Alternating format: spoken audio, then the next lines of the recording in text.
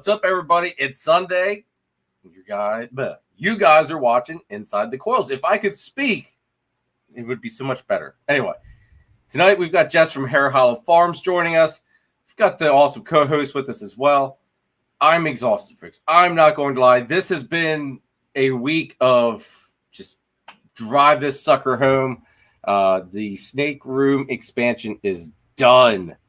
It is all done. Lighting is up. Ceiling is up. Everything is functional. God, functionable. Who the hell says that? Anyway, everything's up and running and working. So we're off to the races now, folks. So let's go ahead and bring out our awesome co-host, and then we'll bring out the awesome, amazing guest. What up, Chris? And what's up, other Chris? Shelly, you're muted, bro. You're muted. My bad. There you go. Yeah. What the Chris's? Yeah, freaking the Chris's.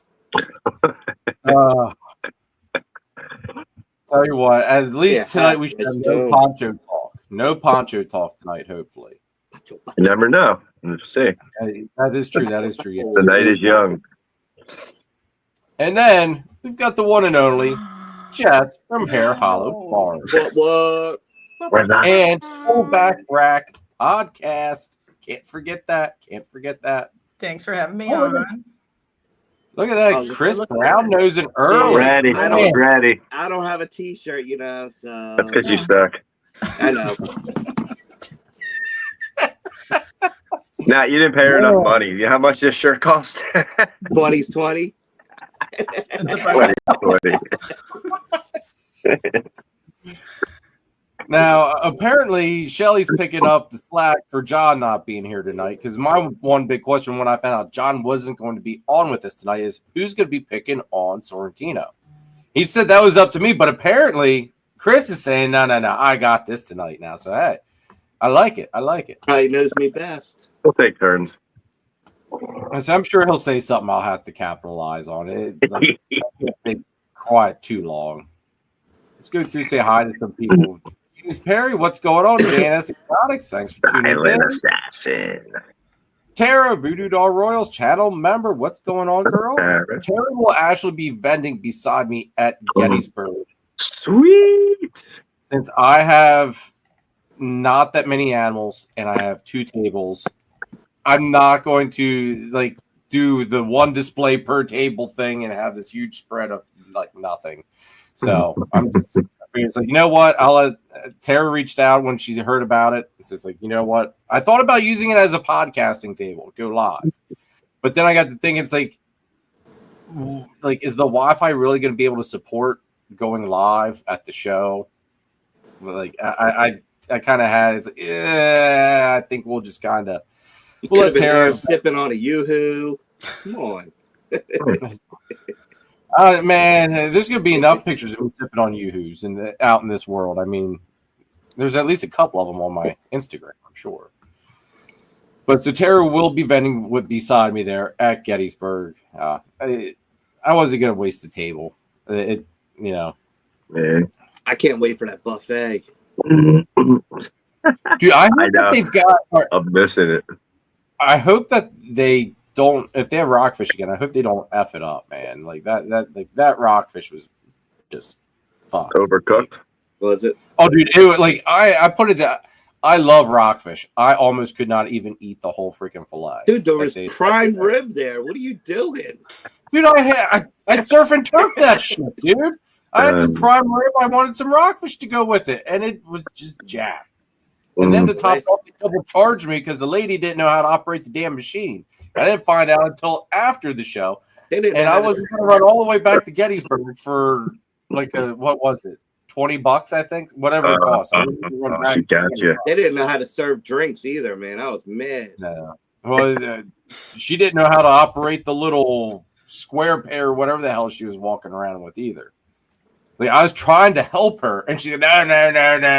And now, look, I got double charged. Anyway. It sounds like a great place. We're going back, right? Food was bagging. That prime rib was amazing. It was good. Brittany, Fire Baby, what's going on? Brittany? Julia. What's going on, Julia? I hope you feel better. She is actually in the hospital with the flu. So yikes. No fun. We got the one and only I have a problem. Will CNC channel member as well. My name is Will. I buy snakes. Jess is on. He probably thinks there's an auction. Hide behind the corner, behind the tree. Yeah, he's gonna be like, "Hey, Jess, how about that auction?" Oh, wait. Are you talking about this man right here? Ah, yes. Yes, well. Love it. I mean, I think we need to have another intervention, though, for Will, because I think he bought more snakes, if I remember seeing in the member chat. So Will needs another intervention. I left with like one the other weekend, I think. It sounds like he got more than one coming. The second he frees up a bit, he fills that sucker right back up. Income tax time. Spend that money. I know we've got some new upgrades in here. 2 more coming here soon, but one did come. I did get the gelatin in, so he wasn't dead. No. All right. What the hell? How come every damn carpet, dude? Give it time to warm up. Give it time to warm up. Dude, he was packed nice. He was warm. Nick Mutton told me, like, Nick and I talked for probably the one night for about like 2 hours, and he's like, he ended the night with, just so, like, I'm just letting you know again, this thing is a lunatic. Like, it is crazy as hell. Will not sit still. Just crazy ass baby carpet. I get it, dude. I get it. I'll just have to, put some OT in on working with it, and we'll at least get to where I can hold it with, at the very least, gloves. Picked it up, pulled it out, I held it, and he just went around, no issue. Didn't try fucking biting at me or not. I'm just like, maybe my definition of lunatic and his definition of lunatic's a little bit different. But I mean, it might have been just he wasn't, new surroundings. He's just kind of, ooh, what the hell's going on here? New smells. I don't know. But I've checked. I kind of, with 2 hours, I put them in the bins and just let them. I kind of forget about them for like a week. Checked in on him a couple of times, and he just kind of sits there and looks at me. He doesn't even get defensive; just looks at me. I'm just like, huh. Okay. Nice. I'll take it. That'll work. Normally, it's the other way around. Normally, when they ship and they get into a new environment, they're a little pissed off at the world. This guy was happy. When you getting the other two? The other 2 will come beginning of April. Oh, wow. He'll be right after Gettysburg, because I'm the rack I'm picking up at Gettysburg. Dude, I've got a clutch due April Fools. Do you? Yeah. Yeah. Nice. I just had my first one drop today. Fool, all males. Oh, dude. Well, that one, if it's all males, I don't care. The bang clutch, dude, if that's all males, I will cry. I will freaking cry if that is all males. So, dude, it would. Oh, because that's the one thing John and Nate have been warning me. They're like, just so you know, like, this could happen. It's like, yeah, I know, I get it. Yes, if they're double head exam, clown bangs, and they're all males, I definitely cannot let any of them go. So it's just like, I could be sitting on a shit ton of males. But good thing I got the expansion done. Buy a baby rack at Gettysburg. Oh, dude, I've got the mini 130 sitting here, dude. Yeah, I've only got like 10 babies left in it from last year, from 24. So I definitely got space. And the 1065 rack's only maybe about a third of the way full. Empty space. What is that like, Jessica?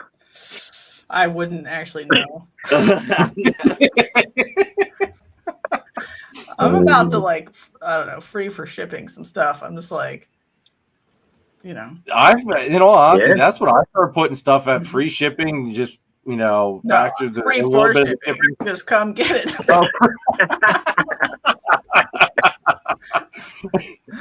Pick up at. I'll launch it into the next tornado and whoever's house it falls off on. Just gonna sit there with develop a snake can and just sit there and launch snakes. Yeah, well, I was like slow to like upgrade fast enough ball python wise, so now I'm like stuck with stuff. I'm like, it's not breedable, it's not sellable either, really, and I'm like, okay, guess I'll hustle it off at the next show and try. But then you're like, if you bring it back a couple more times, now it's another year. Yeah, depending on how many shows you got, sure. I know some of the weird stuff at some of the shows here recently is what moved. Like the stuff I wouldn't have thought was going to move is what went, and the stuff that I thought should go stayed. Yeah, this Hamburg was odd. It was goofy. It was a good show, though. Oh yeah, it was a good show. It was just odd. But hopefully it's picking up a little bit. Yeah. Yeah. Everybody sounds very optimistic already, so yeah. I'm hoping. I'm missing my only show in April, so that kind of sucks. Like of all months to miss a show, the middle of April. What show? What? April 26th. Is that Hamburg? No. Yeah, Hamburg. Yeah, that's the next Hamburg. Hamburg. I was thinking it was the same day as Gettysburg this time. Correct. So I heard Hamburg was good this time. It was pretty good. I think I moved like 5 or 6. Nice. Yeah, we did pretty good. Oaks is they double up. Oaks and Gettysburg doubles up again in July. Again? Twice this year, yep. That sucks. I know. I like doing both shows. The cloud. Oh, yeah, dude. How'd that go? You had a golden shower. Golden shower me. Come on. Up higher. Up higher to your mouth. What's the door at a normal Hamburg? I think it's $10, right? No, I mean like the. Oh, how many people? Traffic. In all honesty, I don't know. It really varies. It seems 5K? It's very up and down. Some things seem a little bit slower than others. And then this last show, it seemed like it was packed the whole day. Yeah, it packed up like around 11 o'clock. It was like packed. I don't know. They don't release the door. I mean, do they have to? Should they? Yeah, I think they should. Would be nice to know. Well, I mean, as a vendor, if you went up there and that would asked, be nice to know. Tell you. Yeah. I wonder if we can ask what the last show was. I wonder if she'll tell us. I mean, if I was a vendor, yeah, absolutely. I'd want to know what the door was. We could call it a favor with Christine. I think her and Christine are kind of, I don't want to say tight, but I mean, on really good terms. Yeah, so see if we can get it in there. Christine, if you're watching, get on that shit. Do it. Carissa, what's going on? Thanks for tuning in. Do want to say, Jamie, thanks for tuning in. Another channel member. Also picked up some babies for me at Hamburg. Look at this guy, Sean Pie. Enjoy what's going on, Sean. Good to see you, bro. Stefan, FNK, what's going on? Thanks for tuning in. Let's see. Ooh, look at this guy. Mr. Phil. What's going on, sir? Congrats on the Antaresia clutch. Little baby snakes. The little babies that think they're the size of a regular carpet. They were spotted, right? Yeah, spotted place. They're cool. Spotted. Little guys. You little babies. Matt, Emma B, what's going on? Another channel member. Good to see you. What's up, Matt? I forgot to call you back. Hey, Matt. Channel member and channel sponsor. Thank you very much. Good to see you. Hey, Greg. Dalton, what's going on, dude? Good to see you. Thanks for tuning in. There he is. Dalton. Young buck. He's got the hypo clown as his pick. Yeah. Let's see here. Let's see if I can't get caught up. Quirky Snakes. That's a new one in the chat. Thanks for tuning in. Good to see you. Hope you hit that subscribe button. If anybody is new, please hit that subscribe button. And everybody, right now, I don't know what we're at likewise, but hit the like button if you haven't already. Please. Jason, what's going on? Another channel member. Good to see you. Hey, Jace. Jason. Quirky, the lives are normally about like 2 hours, roughly. or until the guest says they're done. They've had it. Their house is blown away. Did you feed your child before this started? There goes the cow in the shed. Tim, what's going on? Thanks for tuning in. Let's see here. Jolly, what's going on, Jolly? Good to see you. And that catches us up. All right. 6 likes, 24 on. What the hell, guys? Yeah, come on hit that like button. Come on now. Yeah, real quick. She'll never come back on if you guys don't hit that freaking like button. Is it really that bad out there, Jess? Like that? What? Like the tornadoes? Oh no, I was joshing a little bit. That's for later. I was gonna say, do you have like a storm shelter? Oh yeah, I do. In my garage. Oh, okay. You're laughing. No, that's good. I'm glad you do. We'll talk a little bit. We'll talk a little bit about it. Yeah, part of like herping around here is like, how close are you to like if you have to stop to a storm shelter or whatever? Find a pile of rocks and get behind it. Not for an F4. Oh, thank you. No, it's funny because in the spring the storm chasers will come through town, and so you're like, "Where are you guys going?" And you just get online and watch them like live stream, whatever. So it's cool. Sweet. All right, let's run the first channel sponsor, and then we're gonna get this show on the road. Sponsors. Channel sponsors. Here we go. Gettysburg Reptile Expo LLC is one of the premier shows of the Northeast.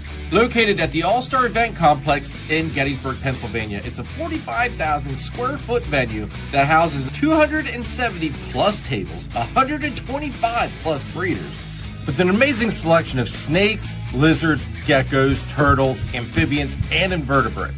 Doesn't matter if you're a breeder looking for that next high-end piece to your project or a pet owner looking for your next scaly friend. Top it off, the SC Serpent's there to meet all of your racking and incubator needs. The show dates for 2025 are March 29th, July 19th, and November 8th. So make sure you stop out, and I will see you at Gettysburg Reptile Expo LLC.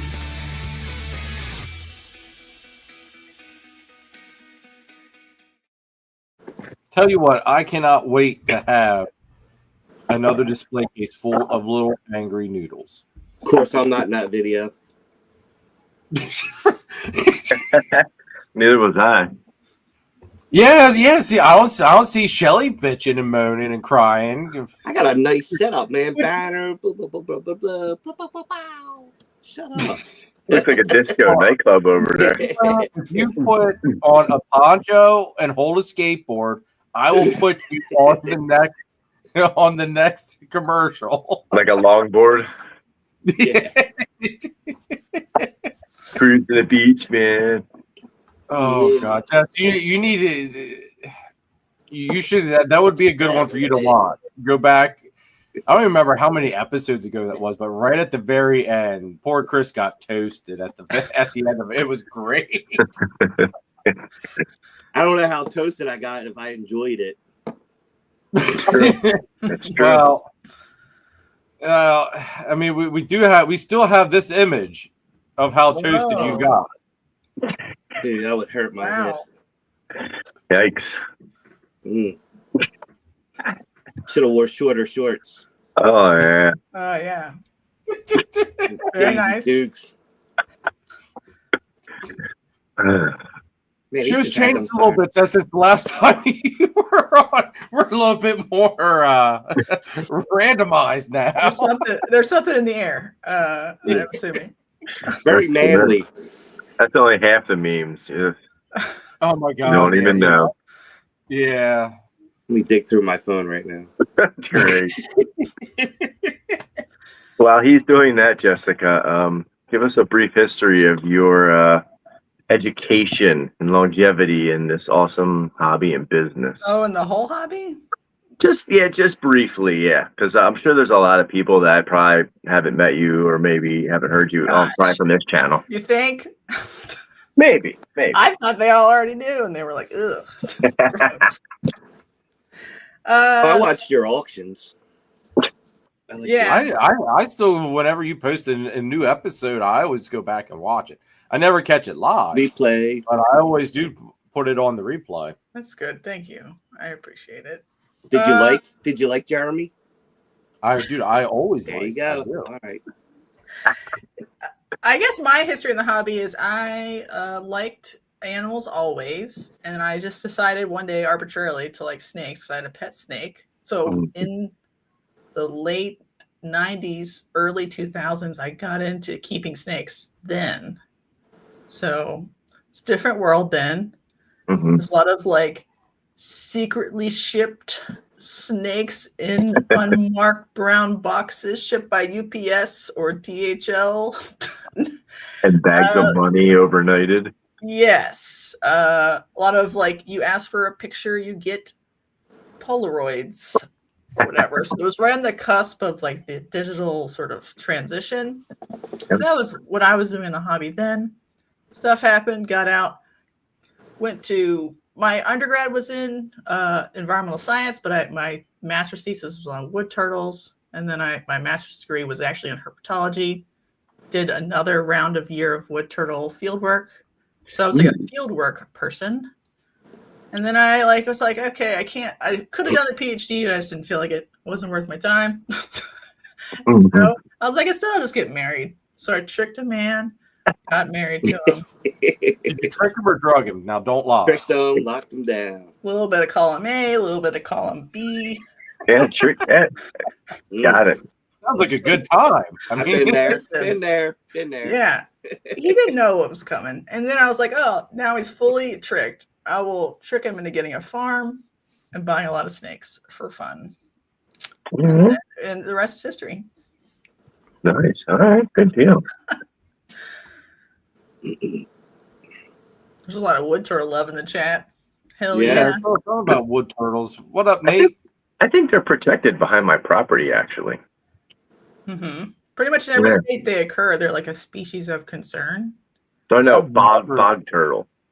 Bog turtles. Dude, bog turtles. If you're on That's a what I'm construction thinking of. site and you find one, that's like it's shut down immediately. Right, because they are listed as endangered. Wood turtles aren't yet listed. Oh, okay. All right. It's the bogs then that we have around here in the swamps why you can't touch them. But I guess we have wood turtles too, right? Yeah. I've never seen one, but we do have them. Well, Box turtles. the box turtles. Yep, they're pretty cool. They're protected too, aren't they? Yeah, box turtles are too. Yeah, dude, I used to find those all the time. I have not seen one since like maybe 2006. I used to see them as a kid on this property, but not too many.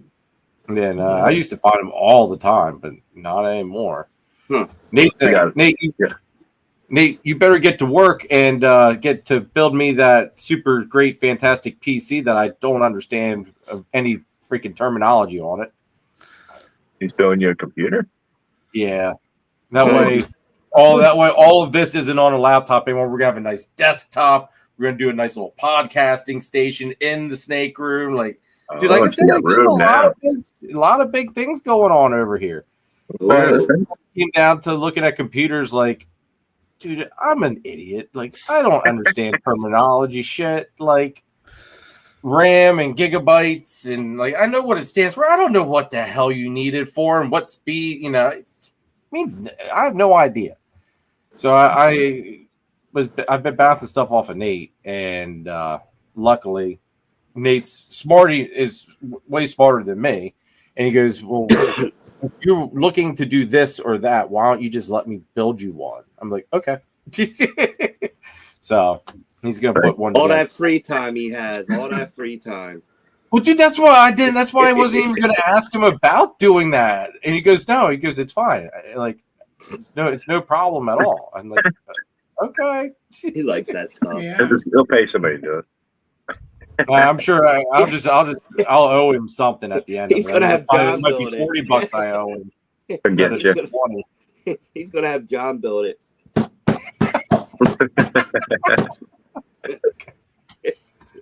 Oh man. So just how's the podcast going? So tell everybody about the podcast. What are we on? 184 or something? Do Wow. you number yours? No, you do seasons. I do seasons, but then each season goes up to however many episodes. Normally it's like 51 or 52. Normally I miss like 1 week. Yeah, like the reason why I number them sequentially is so that they match the RSS feed. How's it your fault? Listen, It's always Jeremy's fault. well, that'll be next time, you know. It's just been like different. I don't know, different. Because sometimes I'm like, what am I doing? What am I talking about? What's something new to talk about? Because everyone's talking about the same things, and I'm like, I'm struggling a little bit. I'm like, who's a new person who hasn't been on? So I'm like hunting people like animals. I'm like, are you new? Has anybody talked to you yet? Because Newbies. fuck, I'll come out of the bushes and kidnap someone to bring them on the show. Because I'm just like, are you a baby breeder? I don't give a fuck what you breed. Just like have a different opinion or something. That's, and I'm sure you feel the same way because you're just like, well, that was the part of the thing with adding in the co-hosts and stuff is it adds different perspectives, different opinions, and it's a little bit more entertaining for everybody. yes, good. Definitely. I mean, and sometimes I like regret doing podcasts, even though I like long form, because I think sometimes I could get my point across more succinctly if I was like, if I had trained myself better on a 15-minute video format from the beginning. And so I still like wrestle with that, like what better impact could I have if I just distilled my thoughts to 15 minutes and been like, this is why GHI is a better incomplete dominant than any other. Get fucked. And here's 15 reasons why in 15 minutes. Wouldn't that be a more compelling argument than 1.5 hours of my feelings? You know what I mean? So that's what I'm like, that's where I am right now with it. But it's coming from like, because I do the weekly videos and stuff, and I strive to try to hit a 10-minute video. I don't remember the last time I remotely came close to getting a 10-minute video. They're all like 15 to 20 minutes long, no matter what. It does not matter. It's just like sometimes you just fine. Get into your topic, and you just it takes how long it takes. Mm-hmm. Well, I know, but I'm I could talk by myself for 3 hours about something stupid, probably, but I don't actually think that serves the topic. The more I think about it, Like it's too redundant then. yeah, or people just go like, ugh. They get lost. They glaze over. And they're like, no, that was too much. So I think part of this year's sort of focus is like, maybe the show should be shorter and more sort of controlled, like 1 hour. This is what we're talking about. And then there'll be like paired like YouTube videos that are even shorter for like that kind of content. Because I've had people coming up to me like, I like you. I think you're a fun person. I just don't listen to long form content. So I've never, first one, it was boring. And I was like, okay, I can't trick you into it. But they might have been more compelled with the shorter content. That's what I'm saying. What's up, Lindsay? Right. Mm-hmm. Yeah, I get you on that too. Yeah, I guess it depends on the person most of the time. Yeah, like I like long form because I'm driving, like so my hub's really far away, or when I'm cleaning. Yeah. Yeah, I like it. It's like a vibe. It's like your friends are cleaning poop with you. But Lindsay and other, you're super cool. Other super cool. Super cool.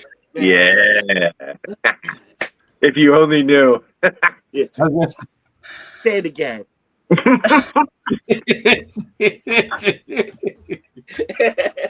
Oh man. Oh God, Chris. So put that picture back up of his titties. oh God, that one. I'll show you. I'll show you. There you go, Lindsay. How You're super yeah, that's cool. for Lindsay. He's real super cool. You're He's missing real the scar. super cool. Super cool. Super cool. Look at that. Ollie. Wow. Look at that. Whoa. Look at that flex. Look at that stretch. Do a split. Look at that.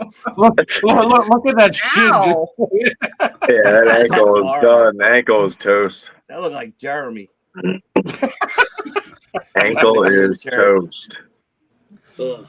Dude, I think that looked like that That was was above good. the ankle, man. That looked like that was like shin. Like That was something. the cankle. I don't know what you're talking about. Yeah, pretty much. You got it right. That was good. Shut up, Mel. Shut up, Mel. Mel's talking. Oh, Mel's in here. Oh, what up, Mel? Good to see you. Mel. Oh no, right to his head. So what are we talking about tonight, Chris?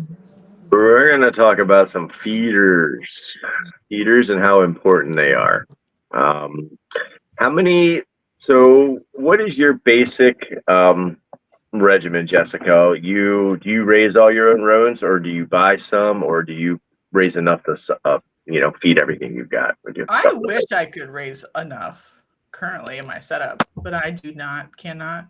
I would prefer it, obviously. Right. I just had been struggling with dust. I hate dust in like my snake stuff because they're together right now. Okay, that's gonna be my next question. Recommendation is no dust. So you house everything in the same area right now? Yeah, and that's like just a function of my setup currently. So then even if I expanded, I would just have more dust. So it'd be like, and I have multiple like air processors, carbon filters, just to get dust out, because dust kills everything in the end, the electronics or whatever. Yeah. So you ever tried hemp bedding? I have not. I don't have any dust. I love that stuff. I don't know if you can get it by you, but that hemp bedding is great. Is it expensive? It's so compressed. It goes a long way. Then it'll probably be like double the amount of what the pine shavings would go. Right. Like a bale of pine, that would probably do 2 of them. But I get it for like $26 a bale. That's a lot. Yeah, but I mean, I change once a month. On just ASFs? Just or ASFs. Yeah. Yeah, but I don't know about rats. Yeah, rats will teach you a lesson. Yeah. Rats will hurt you. Yeah, no more rats. I don't think it's just the bedding though. I think it's the dander itself from the animal, the dust from the food as they like process it. And that destroys everything. Yeah, the hair from the animals will come up too, and you'll find it like in your filters or whatever. It's just I need a dedicated space and like maximum airflow is the answer. But I don't, so then I don't want to scale particularly.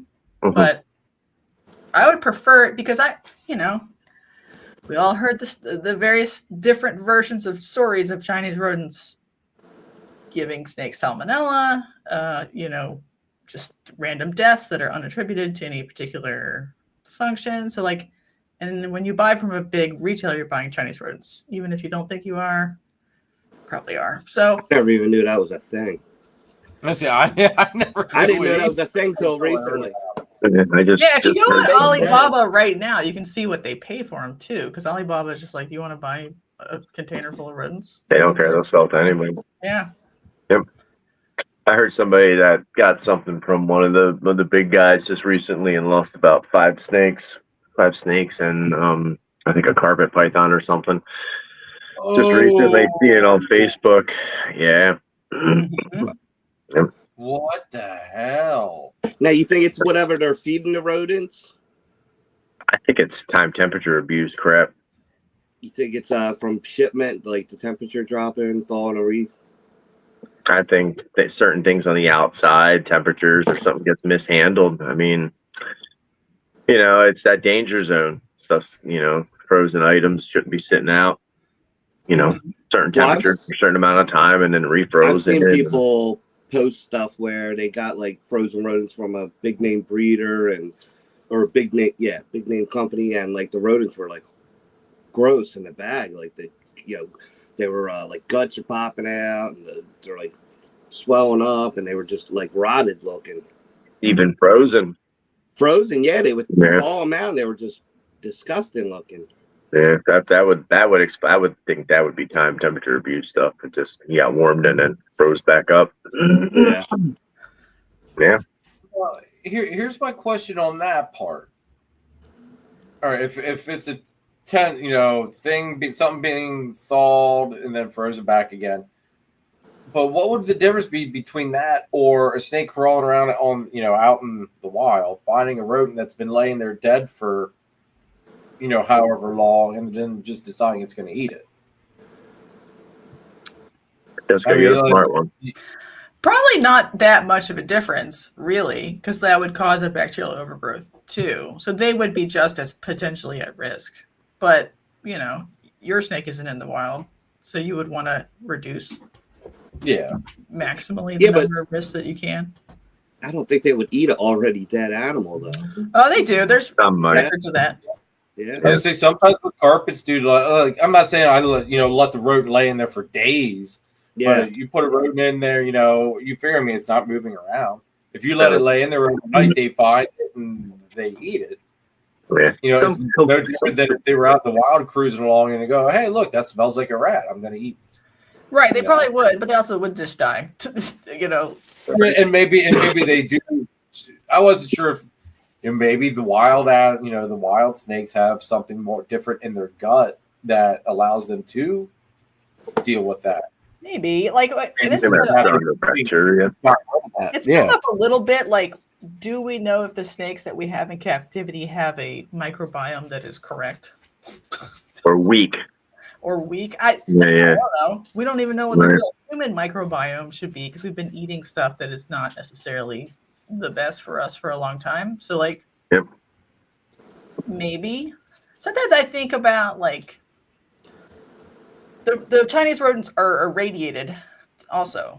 So even if they aren't, because they've been irradiated, there's nothing pathogenic in them. There's also nothing good in them either. And so maybe sometimes I think my snakes are better if they get some pre-killed, not frozen rodents mixed in, even if it's not all the time. And it's possible that sort of that bolus of rodent bacteria, viruses on the surface in their guts is, I don't know. I doubt that those microbiota are adapted to a rodent diet, but it might be immune modulatory. I don't know. So sometimes I like to do pre-kill on purpose for that reason. Maybe replenish the gut flora instead of just getting irradiated rodents over and over again. What do you think about that? That's just a theory. Yeah, no, I can see that because they say that's true with vegetables. We freeze our vegetables and it takes something out of them as opposed to just a fresh vegetable. Same way as cooking a vegetable. The more you cook the vegetable, the more you cook out of it. So I could see that. And I don't know the persistence of how snakes need the vitamin C from the gut contents of the prey item. If they don't have it, they'll get scurvy and their skin falls off. Right. So they have to be eating food that was eating food. So I don't know how much the Chinese rodents are starved. I don't know what the gut contents are. And I don't know how long vitamin C lasts in storage, cold storage. All those things are unknown. So breeding your own, at least partially, I think is a hedge against those potential problems. That's just one potential thing that's a benefit, I feel. There's many more that we can go over. Grant asks, is live better than frozen? I always watch and make sure that my snakes get the live ones and never leave them unattended. I think it's more of a preference thing. I think there's pros and cons to it all, which I'm pretty sure we'll probably dive into tonight as well, Grant. Yeah, for sure.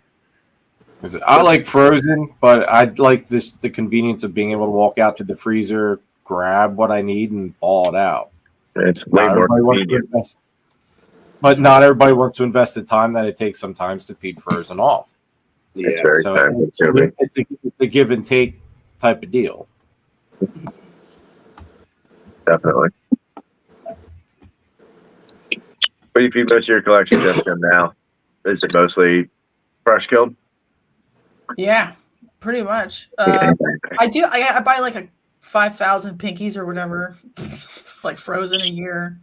And I don't run as many rats as I want. So I buy some jumbo rats for boas and stuff. because I can't actually make enough jumbo rats anymore. Just purging off adults. But ideally, I would do all of it. So that's another reason I'm like, well, maybe if I like downsize a little bit, I'll like meet my rodent supply without having to increase rodent supply. You know, Right. But then I'll probably just buy 10 more things. So it's just a joke. Have you in the past have you sold rodents to help benefit balance? Yeah, in Washington I did because we had like more outbuildings and they had their own like 1-car garage basically. So I could just make a lot, you know. Right. That's its own separate grind. Like there's a grind of just like I'm taking care of rodents to feed my snakes, and then there's the grind of like managing people's expectations about their rodents that they're going to buy from you, when they pick them up, how many they get, what size you think a medium is. You really gotta watch the people that with their sizes and stuff like that. Especially the mediums. Even some of those breeders, Jess, even some of those rat breeders, you tell them you want a taint, and they don't know what the hell a taint is. It's like a medium. You jerk. You jerk. Right. And then like you're managing, like if you're trying hard, you gas them for frozen, you'll have to like de-poop their buttholes and wrap their tails, and you do all this stuff, and everyone's like, well, what's your bottom dollar? And you're like, oh. They almost value your time even less than buying a snake. It's a feeder. And de-poop their butthole? I didn't even know I didn't know that was a thing. Special event of your life when you de-poop somebody's butthole. Yep, that's hey, that can make it or break it for some people. Mm-hmm. De-pooping them. If I see a turd crested and I de-poop them, it's just common courtesy for my customers. Right. So when if they do like water defrosting, when they thaw them out, poop soup, it makes people mad. So you gotta de-poop their buttholes. I hate poop soup. It's like when you get a turd in there sometimes. Yeah, you learn something new tonight. I did. I just throw them in a Ziploc and freeze them. Yeah. Well, I mean, that's fine for like personal usage. Like, I don't mind a little floater in there. It happens. You rinse it off. Season. When your whole bag is floating full of shit, though, that's an issue. No, I don't know where they came from. It's a little seasoning. Yo. Yeah, right. Hey, yo. I don't, and that's the other thing. I don't keep a lot in the freezer, though, either. Like, I'll take orders for frozen, and then I'll build up to that. I usually don't try to keep a lot on hand. Mm-hmm. Yeah, I was trying to, like, manage... Like, you know how most people order up to a medium because most people are ball python breeders? I was trying to, like, cut rats off at the pass before they slip from medium to large size. Yeah, by freezing them at that point. Because the bucks, once they get really good, juicy testes, they will just fly up the size range because they're just like, yeah. Once they hit like 80 grams, they're at 150 before you know it. Right. So you're just like, oh, no. Triage rats to keep them at that size at that point. Like once rats are doing really good, that's what I was mostly using it for. So then you end up with like an infinitesimal amount of like jumbo mediums, but boas will eat that, so it's like whatever. But that was why I was doing it a lot, because I was mostly servicing like ball python breeders that had like some unusually sized stuff. So they'd mostly order smalls and mediums.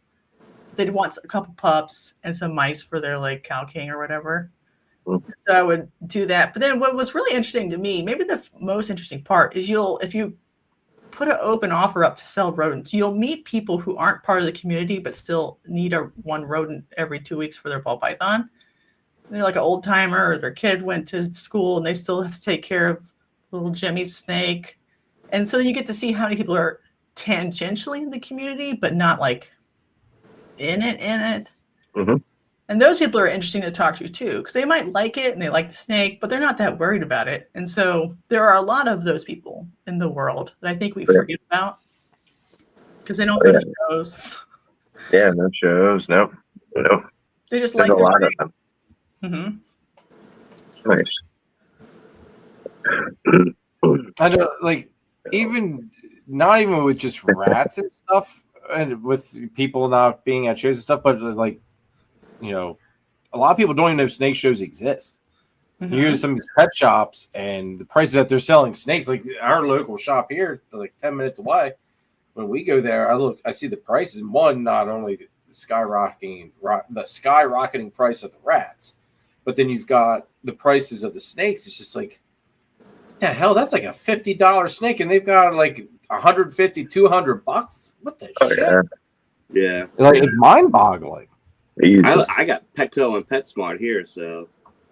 Oh, you got them fancies. Yeah, the Big mice are change. like $4.95 for. Like, Mm-hmm. You got to sign an adoption fee for them. yep. You got to sign like an adoption fee. Like, hey, I'm going to feed it to my snake when I get home. Not. So do you? Go ahead, Jessica. I was just saying, like, so even if it's, I guess what I'm getting at is even if it seems hard to sell the public because people don't respect your time or the value your What? it's a good community service for the one guy who has his kid's ball python still to be able to get a rat for $3 instead of $7 at the pet store. Yeah. And some of those people are actually like really interesting because they used to be a breeder, but they just want a pet. So some of those people could be folded back in, but I think rat breeders are sort of underappreciated. Let me put it that way. Oh, hell yeah. Oh, you're one of them. You're one of them. Wow, we'll get you a pedestal. We'll get someone maybe Nate can make you a pedestal. No, he's got to build my computer, damn it. Don't put more work on After that. Sure, we'll get that. We'll get one. Maybe her and Rick should talk. I like that. Hey, bring more. I like it. That's the thing, though. Like, I agree with Jess because, like, think about how many people are actually out there breeding It's a lot rats. of work. I mean, It's a lot of fucking work. It's a shit ton of work. Like, job of the industry. It's a lot of fucking work. I've got the space to do it, but I'm not like I don't have the time to do it. Mm-hmm. I'll pay the extra little bit that it costs me to go get the frozen thawed stuff to pay for the person that's doing the rats, just because I don't have the time, I don't have the patience. I hear horror stories, bins flooding, you lose the whole rat collections. It's just like the hell with that shit. I just had a bin flood tonight, yesterday. Mm-hmm. I had a bin flood yesterday. The big what's that? The big water trough I got. It's like 2x4x2 for my grow outs. A big metal water trough. I have it tied in with my two other racks, and it I don't know what they did. They got a stuck valve and flooded it out. It was like rat. Were they all swimming? Yeah. They were all in the food bowl. They're all like snuggled up in the food bowl. I'm like, son of a bitch. So I fed them all off and cleaned it. I fed them all. Everybody ate good. Food bowl like a raft. Everybody had double meals, triple meals. I just fed them all off. Took it outside, cleaned it. Oh. Right, you should be valued for your service. Somebody should give you a tip. I'm putting it on its own separate water now. Soup. Yeah, I mean, if Chinese rodents didn't exist, let me just put it that way, and we just relied on the people in the U.S. that were making rodents, we wouldn't have enough rodents. Yeah. Total. So, like, we need more people to want to do it and service their local areas, because there are definitely, like, deserts, rodent deserts. There's just not enough ones to go around if you wanted to buy some. Sure. Mm-hmm. We definitely need another rat breeder in my area. Mm-hmm. You guys, you're calling, man. I have a shed. No, I don't do soft furs. I wouldn't do rats or mice, just soft furs. $5.50 is not bad for a medium at a pet shop. That's actually bad. Yeah. Usually I get $3.25 for a medium. I was gonna say I've seen them for like $7.50 for a frozen one at Petco. Mm-hmm. So in the future, do you see yourself like getting an outbuilding, Jessica, or trying to designate like a specific area so you can separate? I mean, 'cause that's got to be a pain in the ass, right? Yeah, stress her out. I want to. I have wanted to. I don't know. It's just like, you get $5,000 in your pocket, and all of a sudden it's gone. You're like, oh, oopsie, and then you don't like put in the infrastructure for something new. So if I did that, I probably would expand a full time and then service a little bit to my small area. Sometimes like people will message me like, because I live really far away from a pet store, like 2 hours from No like a shit. mom and pop pet store, and like Wow. Oh wow. Jeez. but there's a PetSmart in an hour 20 minutes away. So like there's nobody here really. So sometimes I'll just like pity party and go give people some hot frozen hoppers or whatever. Right. But there's not a big population here to service either. So it would still be for me mostly. So, well, even at that point in time, to expand just to feed your collection, do you think it'd be worth it at the end of the day? Like, can you weigh it that would like be beneficial for you? Like, you know what I mean? Like, if you're going through a pallet of food every 6 weeks to 2 months, you know, compared to your standard rodent bill, bedding and all that stuff. I think other people can make rodents cheaper than I can make them here. Let me put it that way. Because of how hot it is here in the summer. Okay. Gotcha. It's 110. Oh, the hell I'd with have to that. run. So my electric bill now is like, I don't know, between $600 and $800 a month, depending on time. Oh shit! So if I Holy- rent another I get mad at like unit in a $450. different building, it would be another $200 or $300 in the summer just to keep rodents alive, extra rodents alive. So it probably isn't actually that efficient for me. Not even like big fans wouldn't work. You still think it's too hot? Even if I'd have to have like a swamp cooler or something with big fans.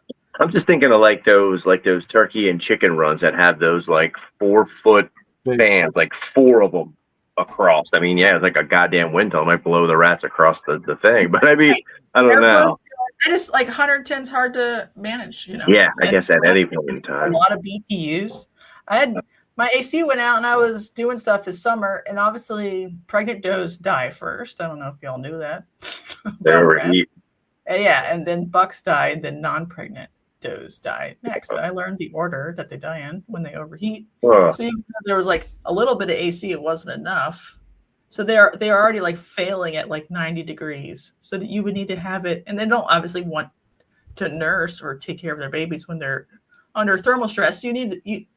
Norway rats really need to be sub 75, right? Yeah. Or so, because that's a bit like. I run about 65 on my thermostat. Yeah. So I don't know. If I were to do it here, I'd probably do ASFs because they tolerate higher temperatures better. That's not what I need the most of. So I still might have to like trade for jumbo rats or something. Okay. Yeah, I think it's very like the South will always struggle to make a large amount of rodents as successfully as people do in the North because rats are hot. They make so many BTUs of heat. They do, yeah. I didn't have to run any heat this year, and we had a couple single digits days, and it got chilly overnight. But I could open that shed door in the morning. I didn't have to open the shed door. I could come out in the morning and see the steam coming out of the vents. Wow. And, I could open the door, and they kept themselves hot enough. I didn't no supplemental, but I mean, we're talking. I don't know what total numbers of rats are, but it's got to be a couple thousand. I think I have in that shed. So. Yeah, Oh, it puts the heat out. I can't imagine. I don't think you had that many in that shed. I mean, yeah, just quick numbers. One ARS rack is like 200 at least between males and females. Yeah, 2, 4, 6, and then all the ASFs, 1.4 in every bin times 50. That's 250, 300, give or take. Babies, yeah.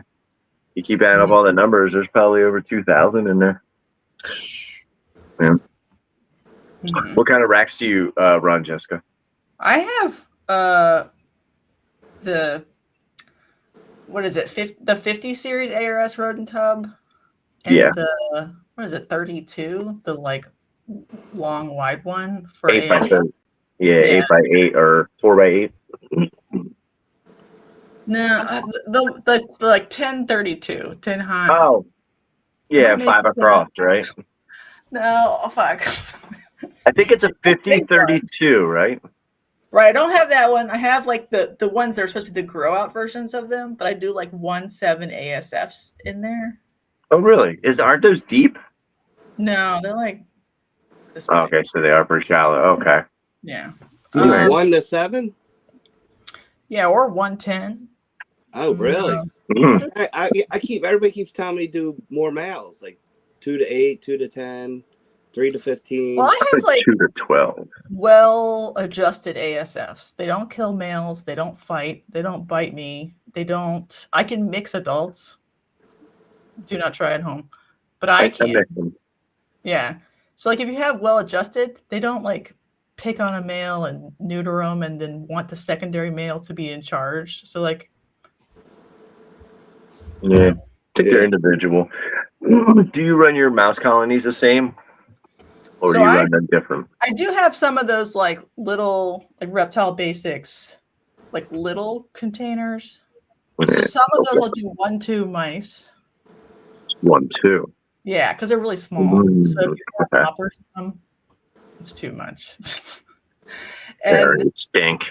yeah, it's a lot. And some mice colonies I'll do like 215 or 220 or something.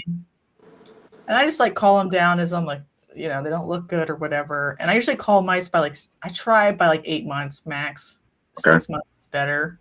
But Yeah, ASF lasts longer if you like prop them up.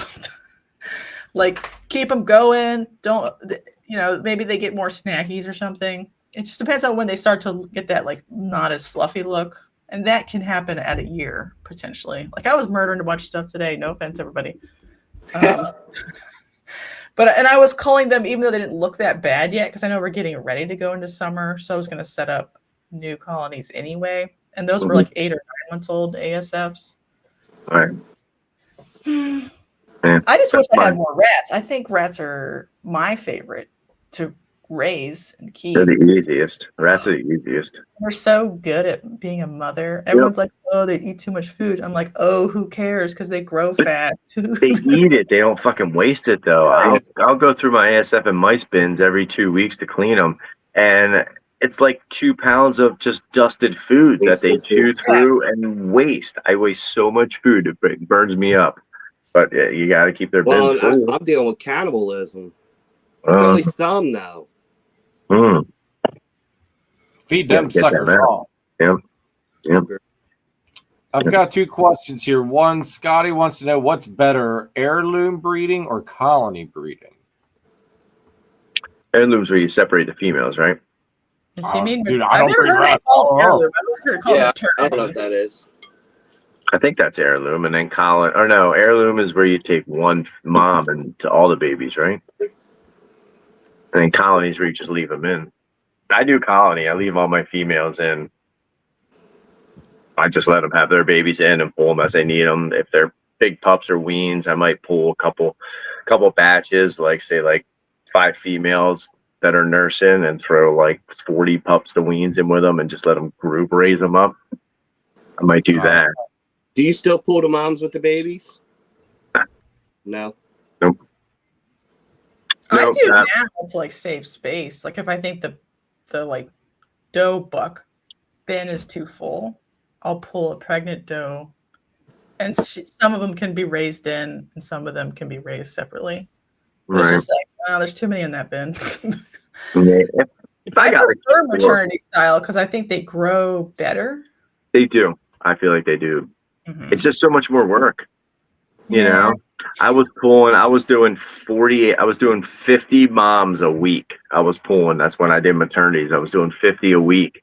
But then you're cleaning adult bins on top of the 50 mom bins every week. You got to clean because I feel like you don't have to clean the mom bins though, like from peturition to like week 2, whenever the nest is, they start to crawl around outside the nest. So you actually like skip a week if you wanted to, like clean the poo-poo section or whatever. But like she by herself in like a 50 series is fairly clean. Oh yeah, I would go 3 weeks, and that's when they would get yanked anyway. That's when the new rotation came in.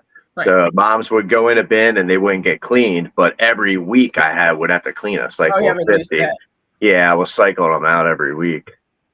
Yeah, I'm just like if a second litter gets born in the same rat colony and it's too close to the other one, but they're not strong enough to fight, like the older ones will co-op all nipples from both moms, and the moms aren't as judicious about making sure that the little ones are taken care of. So that was, sometimes I'll pull pinkies from one bin just to give to a same size litter somewhere else because it's the only litter at that size. So that's why I prefer maternity. There's more labor, but If you want really fat 3-week-old weans, one mom, Yep.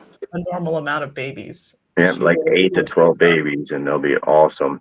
Yeah. And that's the other thing, you've got to go through weekly when you do your colonies, because like Jessica said, if you have say you have a dozen that were born 2 weeks ago, and then the other mom drops a litter of freshies, those 2-week-old pups are going to manhandle those freshies, and you're going to lose half of the fresh pinkies.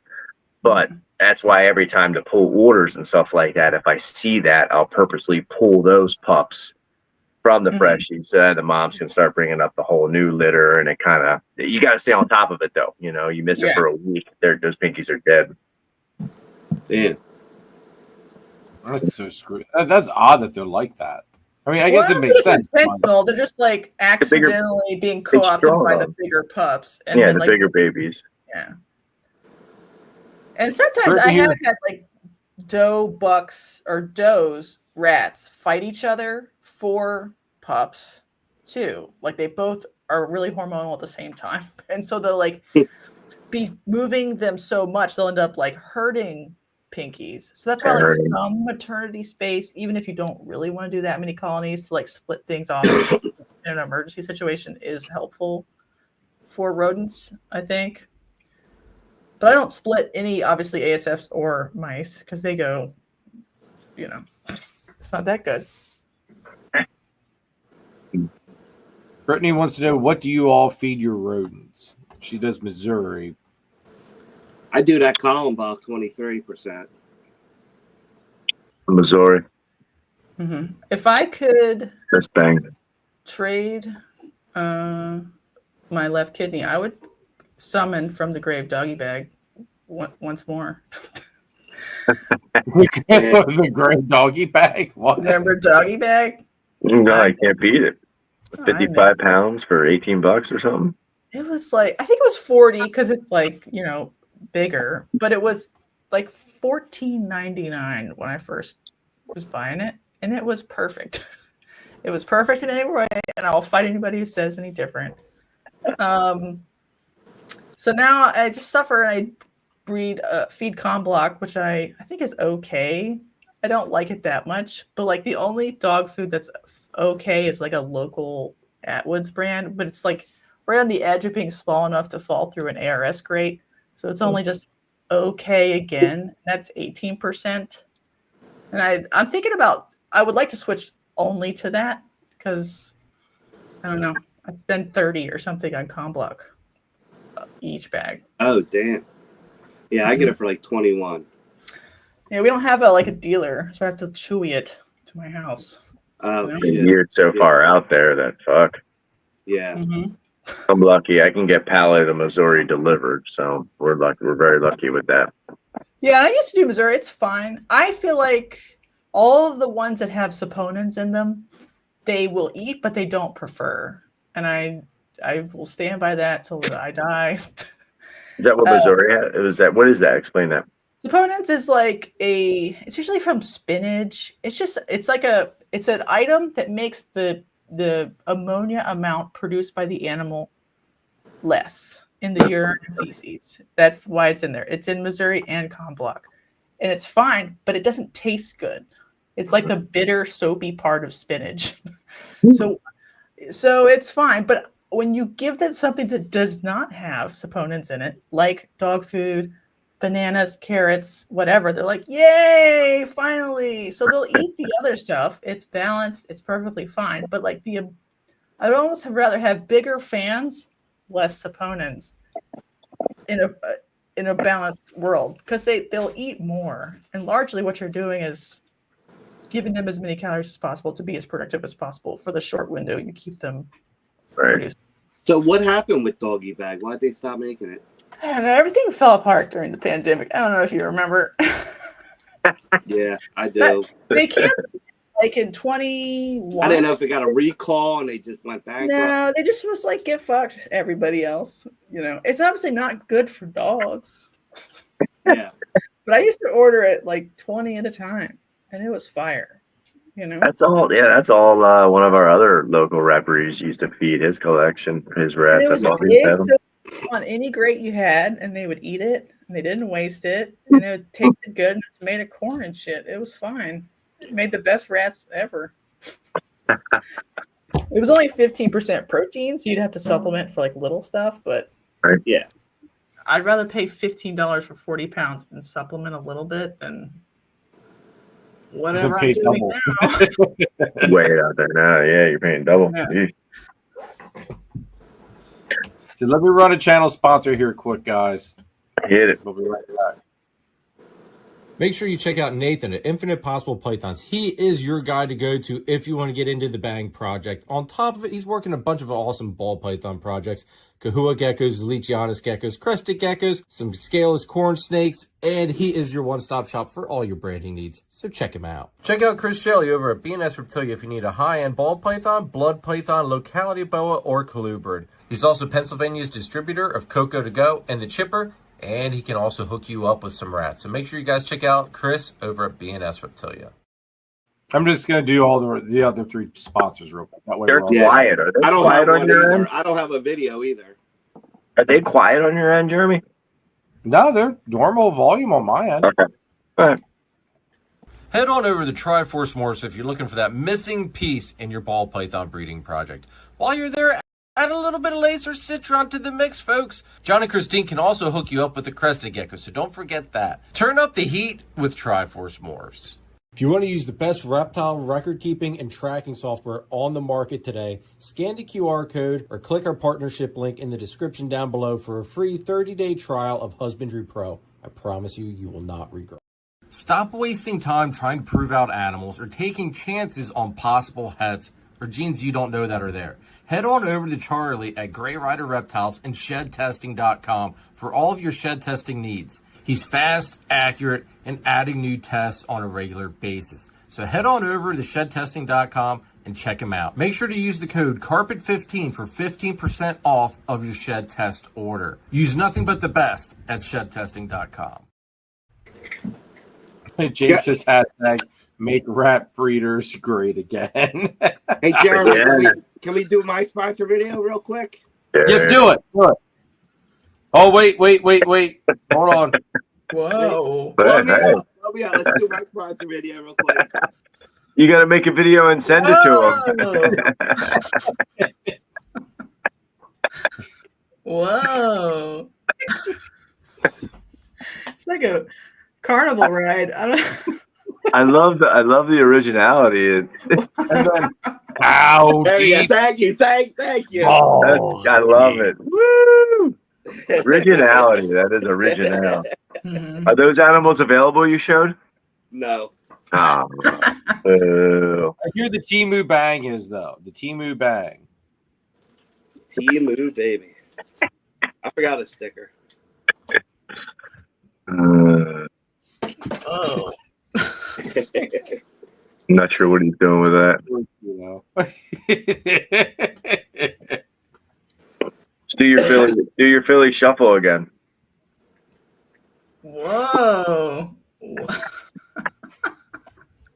It's beautiful. So picture that, Jess, as with him wearing all eagle stuff and face painted like the Ultimate Warrior. It was great. Eagles colors. It was great. It was a sight to never be forgotten. Yeah. Did you videotape it? Oh, he did it on the live. Oh, Like, Like Yeah. he literally opened up the live like We're that. bringing sexy Wow. back. okay, good. Excellent. I've been waiting for it to come back. Let's see Billy waiting. Yeah. What I mean, I guess people get like hung up on food for their rodents in general. Yeah. But a lot, and so like a lot of their rodents, they can eat whatever realistically. So if it's cheap, it's near you, you like it, use that. It's fine. There's no secret like this is going to take my rodent production to the next level. They largely just need calories, protein, and a relatively balanced like mineral content. You could almost make something for them too, but you know it's easier to just get a block so they don't waste it. And so that's what we do. Yeah, see, there was a lot of negativity though on feeding dog food. Yeah, well, people are dumb, brother. Yeah. They don't know. They just think things are bad. They don't think about why they think that they're bad. And if you just analyze the properties of dog food and rodent food, they're largely the same. Yeah, I used that O'Roy stuff a couple of times. Roy. Yeah. That was the Walmart brand, right? Yeah, I was stuck, man. I was stuck. I couldn't get anything, so. I used to use that back in the day. Yeah. There he is.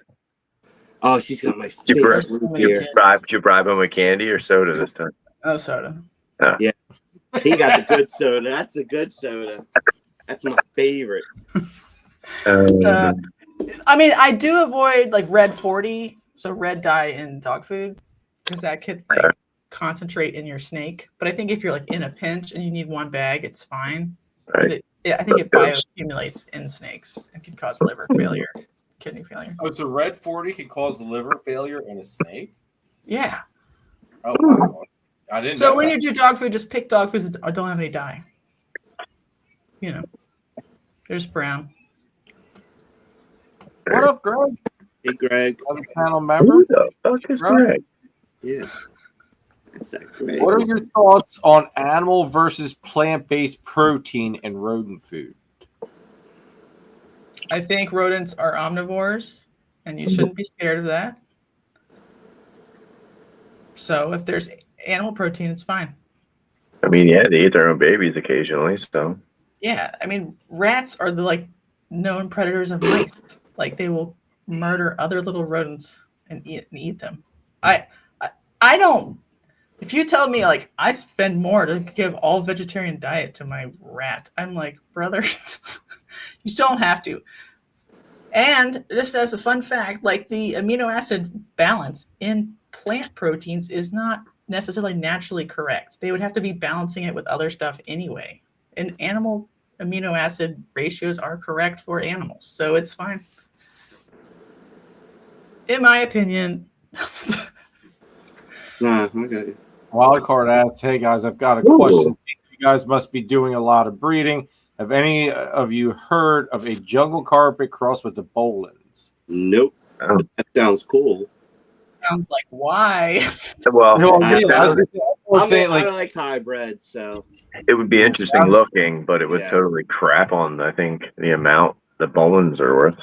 Yeah. Yeah. I was gonna say, I think that's one, like, hybrids are neat to look at. I'm not into them, but I don't think anybody in their right mind is going to take a Bolins and breed it to a carpet. And if they do, might need their head examined.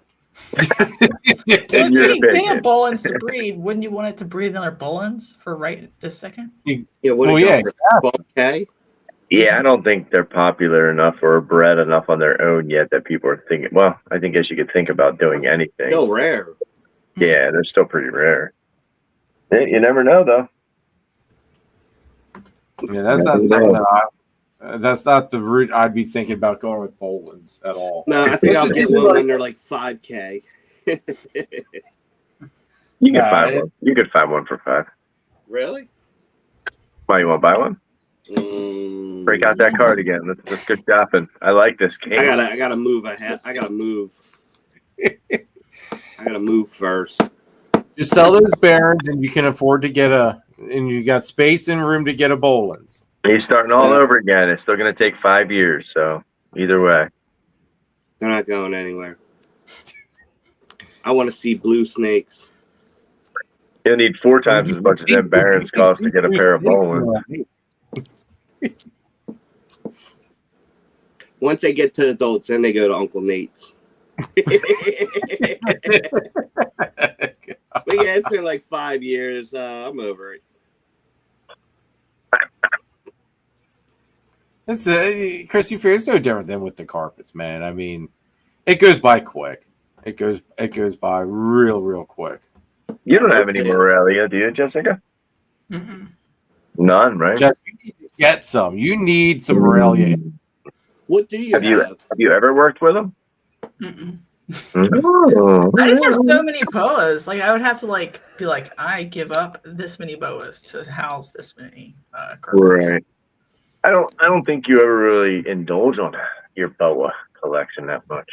Isn't that weird? No, Oh wow. don't. No, I don't think so. Well, they're hard to you drag an 8-foot snake outside and you're like, take it into the grass, and then it runs away. And now you're trying to catch an 8-foot snake instead of take a picture.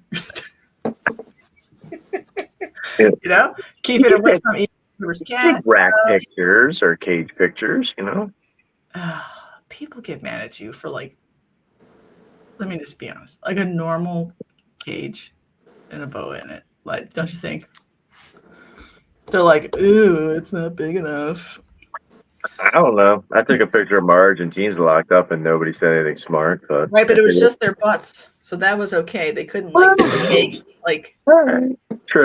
make assumptions about your care or whatever. Like a lot of my stuff is like on paper, and that's really sanitary, though.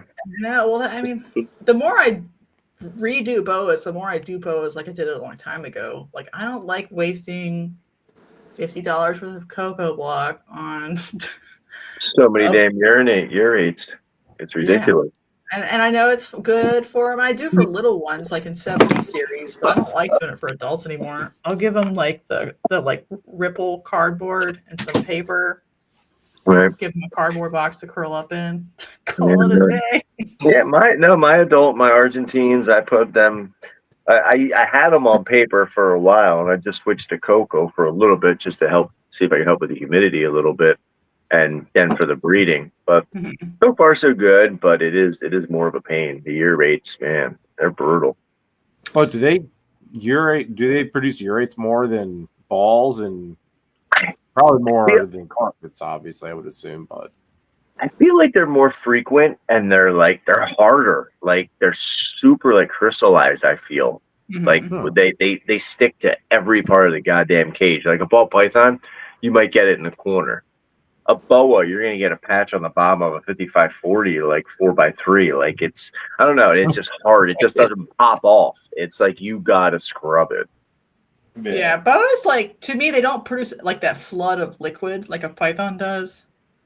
With the feces, there's some, but they don't necessarily want to hide their poop in the back and then run away from it. They'll sometimes poop and then they'll go through it or whatever. So I don't know. I'm into paper. There's like an aesthetic thing. I'm trying to like keep the gram. So like it doesn't look like I'm using newspaper, even though I am, and I'm a bad person, No, I like Morelia just fine. They're just like, you have to make decisions, right? Like, how much space do you have? That's where it seems like a lot of people would love to have them, but that's where a lot of people get wrapped up in is the space that it takes. Yeah, it is, and I don't necessarily like. I'm not saying like I'm gonna need to go put it in an 8-foot cage. I'm like, I literally need to make plans to buy 6-footers for 5 Holdback boas that are now 4 years old this year or whatever. So like they're directly competing with the stuff I already have. So I got to cut something or whatever. But if you're like, hey, you want a little weird colubrid that's 3 feet long? I'm like, great. Sounds great. I'll slot right in. I could put that right there. Yeah, easy. Or like Antaresia would be fine, or Savus or something like that. But like, I feel like a carpet wants a cage, eventually. Yeah. Oh yeah, Think of it. That's a whole ball python rack basically, and it's only 3 snakes. Yeah, I mean they're cool, they're good. It's just I think I have like 1,300 square feet, and it's already not enough technically. Yep. I've been expansion, and I already have my expansion basically filled in my head. Just because if I was held back and or have coming, and it's just like I'm already at that point in my head. Yeah.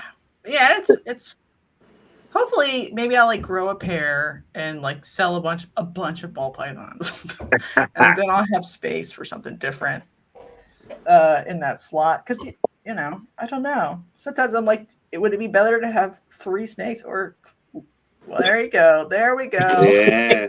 Sell some ball pythons. Do I smell a Holdback rack auction? Daddy has that shirt. I bet he does. But I'm not wearing it. Hi, Daisy. How are you? Do you know who that is? That Lincoln's dad?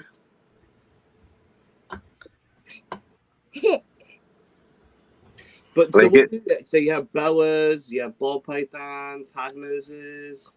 Yeah, I have Western Mexican tricolor, Russian rats, Japanese rats, Oh, Diones. Do you want me to keep going? There's a lot. Wait, the Keep Japanese going. rats. The Japanese rats, are they the red ones or the No, those are the bamboos. red with the black stripes? I know. No, I do have bamboos too, but Okay, but I these have are bamboos. Japanese are blue, teal, yellow oh wow. color. Good Oh, well, sexy. that would make my eyes really not know what the hell I was looking at. You probably think it was gray or whatever, a uniform blob, but they're No, I'd love it then if it looked great. What size do they get? they're very much like obsoletus, like 5.5, 6 feet is like a normal size. I've been dying for a big like gray rat, like white oaks gray rat, or just a big yellow rat snake. I want someone to had sell me like a really big one, like the Yeah. 8-footers. Yeah, I had one when I was a kid. I had a female yellow rat snake that was like 7.5 foot long, and like she could eat mediums like nobody's business. Wow. And like I would love to get my hands on a big old North American rat snake like that just for a pet. But I want to know like a distinct line where the adults were like young, Yeah. Did you see Mundo. that picture of the one? It was a black rat that was like a zoo ambassador, and it looked like Just a beefcake. it was an absolute fucking unit. Sorry, child. She's heard worse. She's heard way worse. Maybe I can find She's a it. dad dancing. Oh, I'm sure that would be you've so seen her sexy. work, I'm sure. Yeah, it looks like a Crebo or something, but it's just like a big old like puppy dog black rat. Have you ever worked with king rats? I would like to. That's another one. Like they start competing for space, and I just Size, bought yeah. Korean rats, so now I'm like, whoopsie daisy, I did it again. I got a snake that's 5 feet long. How do the Koreans compare to like the blue and the Vietnamese and the Taiwanese? They're a complete different species, right? Yeah. Okay. Koreans are Daddy got the snake out. they are like a Shenriki. They're like a sister species, so they're like lightly killed. They act like a rat snake. They don't act like fast and runny or whatever. Okay. They're just a different color, so they're like yellow, tan. They're getting big. Well, Is he trying to muss me, a little jerk? Sorry, keep going, Jessica. Yellow, tan. Daddy.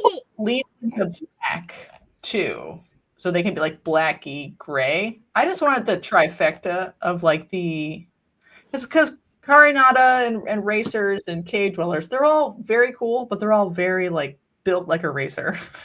So Okay. I like the ones that like climb onto you and hold onto you more a little bit, I think. But Okay. Sorry, The Koreans are built a little bit more different than those. yeah, it's built like a rat snake, Okay. like Okay. like that kind of idea. Yeah, broader head. Beefier. All right. Because yeah, some of the Carinatas I seen I like, but the Korean They rats have are really not cool Koreans. morphs. What's that? Carinata has really cool morphs Mhm. too, which makes it fun. They just get big, Yeah. But down in Daytona last year, some guy had some king rats that were pretty neat looking. They had some albinos. I think he had hypos. They're pretty neat. What up, Ash? Oh, I know, like the last show, I was telling you, Kristen, how one of these days I would love just to have a black rat snake. Just like for whatever reason, I've always just thought they were just beautiful looking snakes. Man, they're fun. They're neat too. Like I don't know if I think I'm also longing to see someone go through the OTC change. Like a little rat snake change over with the saddles, go to the 4 yellow stripes, or again, a gray rat snake wouldn't really change too much, but that's pretty cool. You can catch them legally in PA and just keep 2 or whatever. Oh yeah, we got them. I'm not gonna lie, I don't even remember the last time I saw a black rat snake. The Chris sent a picture of one he rescued alongside the road on his way to my barbecue the one year. But I have, since living here, I have not seen a snake at all other than what's in my house.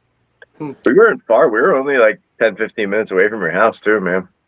That's Yeah, cool. like, dude, for whatever reason, even with the wood pile here, dude. Yeah. But you would think there would at least be one in my wood pile. Well, Nothing. She It might caught cruise 2 garters. garter snakes? Oh, yeah, they're everywhere. Got 2 of them. Dude, I haven't even seen a garter snake here. Oh, wow. There is no snakes here other than what's in my house. That's it.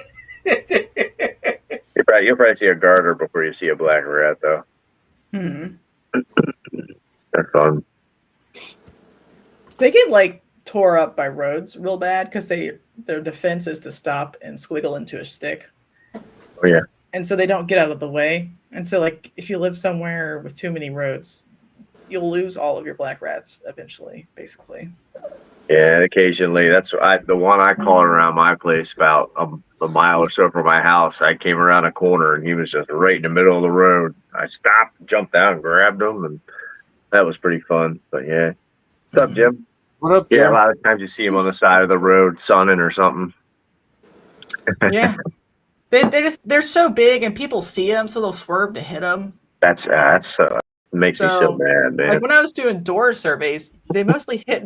If they're gonna hit a snake, they'll find a way to hit the black rat, right? Because it's big, it's obvious. Black. Mm-hmm. Nate, you might have to catch me a baby, man. You might have to catch me a baby.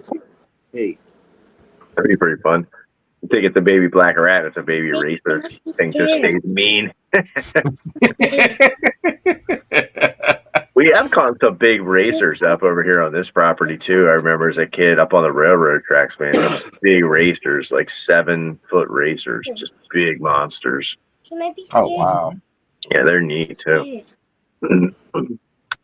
The last black rat snake I saw, I actually only had one eye. And I was prepping a guy's driveway, and my coworker yelled, he goes, "There's a snake." He started half freaking out. And I stopped the skid loader, got out, and he got it close to it, and I noticed the one side, the eye was gone, and it was the side that was like would have been on the side that I was at. So I got up in front of it, and the snake stopped. Then because then it's like, oh crap, something popped up in front of me. Calmest freaking thing I've like, so calm and mellow, so calm. A racer? No, it was a black rat.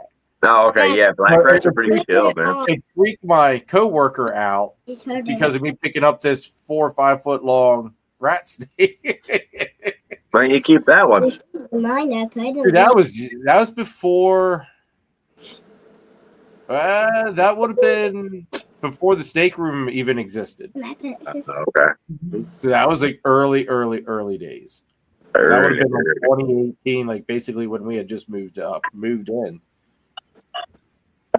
Too early. You weren't allowed to have any snakes then. Exactly. The wife said no. Still newlywed. Yeah. Actually, that it might have been a little bit because we moved in a little bit before we got married, but it's right around that time frame. you still gotta make that red shed. Dude, I'm just gonna keep buying my rats. Chris is gonna have to pick up his production. That way I can speed up something from him too. Every time I say, "Hey Chris, I need this," I get Jeremy, I can't do it. It's just too many. Yeah, too many ball pythons. Has anyone figured out how to make an AC last? Yeah, me and Nathan were talking today. He's got a great idea On how to make it an air conditioner last? in a rat room. Yeah, Nice. yeah. What's it, a secret? Top secret. Okay. Throw Nah, it it's not away top secret. preemptively. Just lots of Throw filters, it away, man. buy a new one every year. Yeah, that's how you make it last. You'll know Walmart. it's lasting. That or the idea was like a sub wall with extra filters. So kind of like a like a small room, an extension of the main room, but the big carbon filters for the airflow. Stop asking and just show up to Chris. I think we need. Basically, like kind of like a subwall. So you're heating and cooling one room, but pushing the air in. But the air that's coming back into the room where your mini split or your air conditioner is just being filtered more than just what is in the unit. You did it today. It worked great.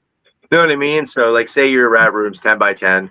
You have a 5 by 5 room that you run your air conditioning in or your heat into, but just put big holes in the wall or whatever, but run certain filters that you can either replace every month or throw away and hope the air exchange, is good. You're going to have a fan, of course, forcing the cool air or the hot air in from the smaller room to the bigger room, and then that filtering the air out somehow.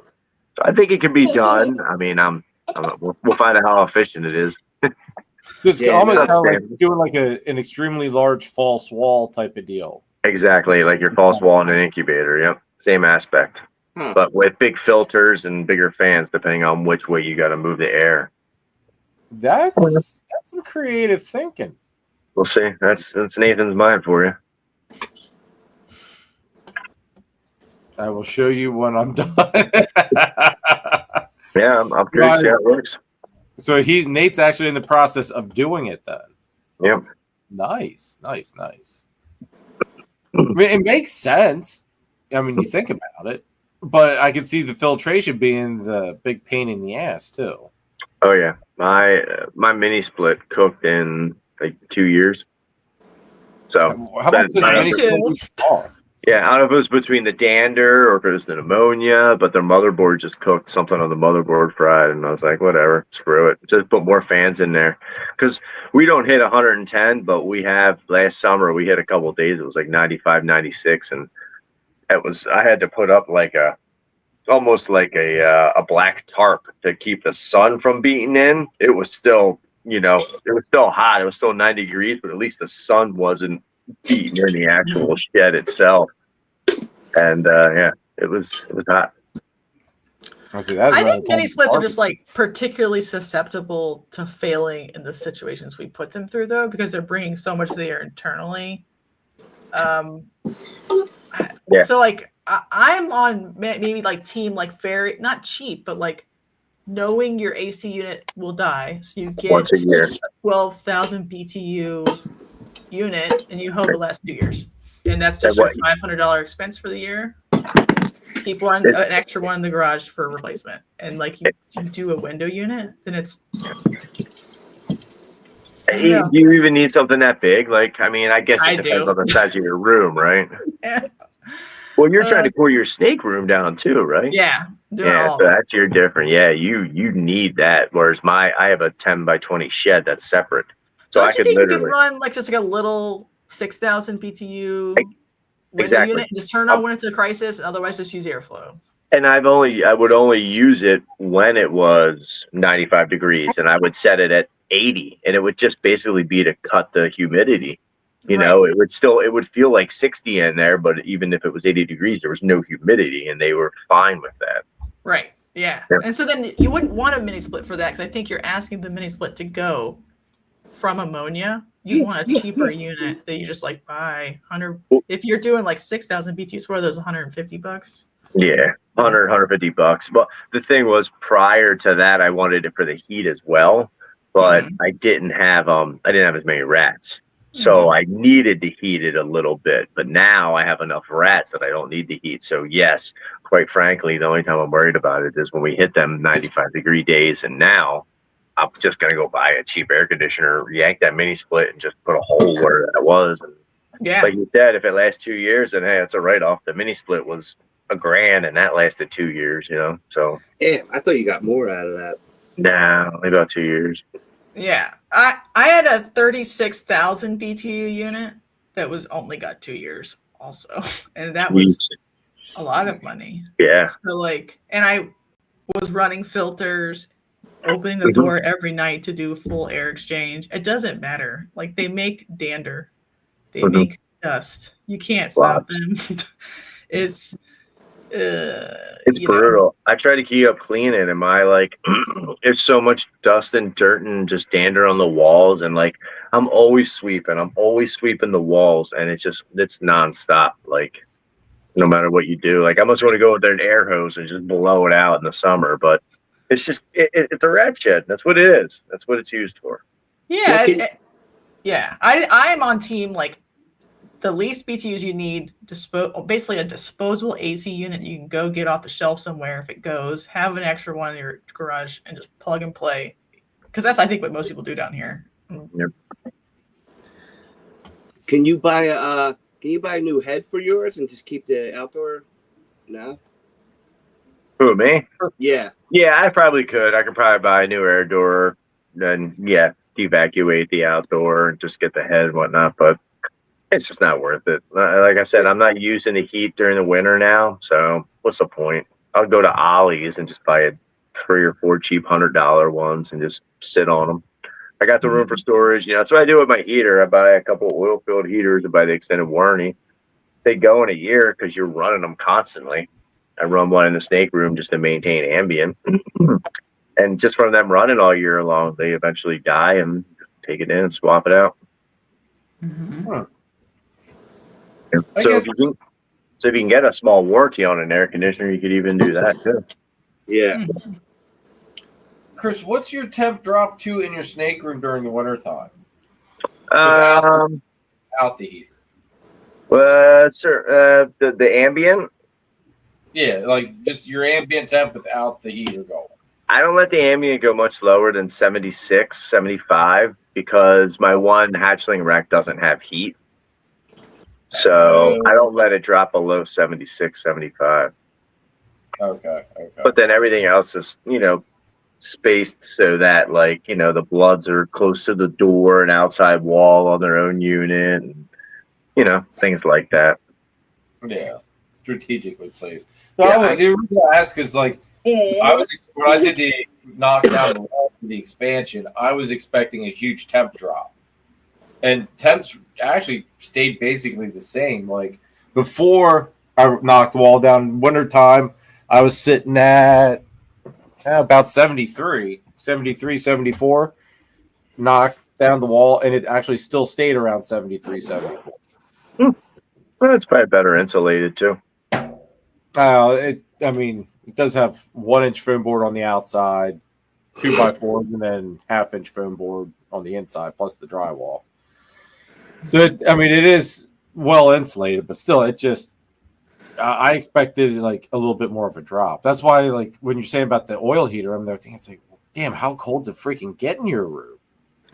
The basement average temperature is probably in the my basement sits in the mid 60s.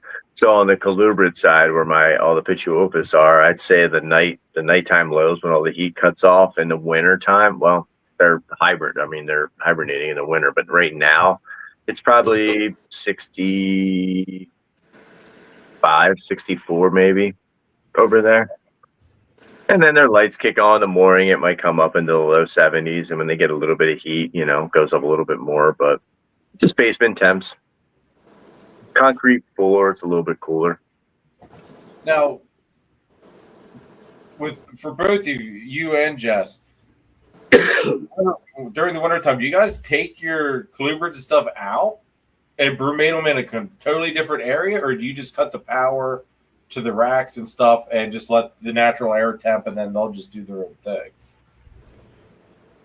Do you want to go? Okay. So I take them to the storm cellar so they're protected from tornadoes for a little while. And so you have a food source in case you have to. Yeah, we got to survive the winter.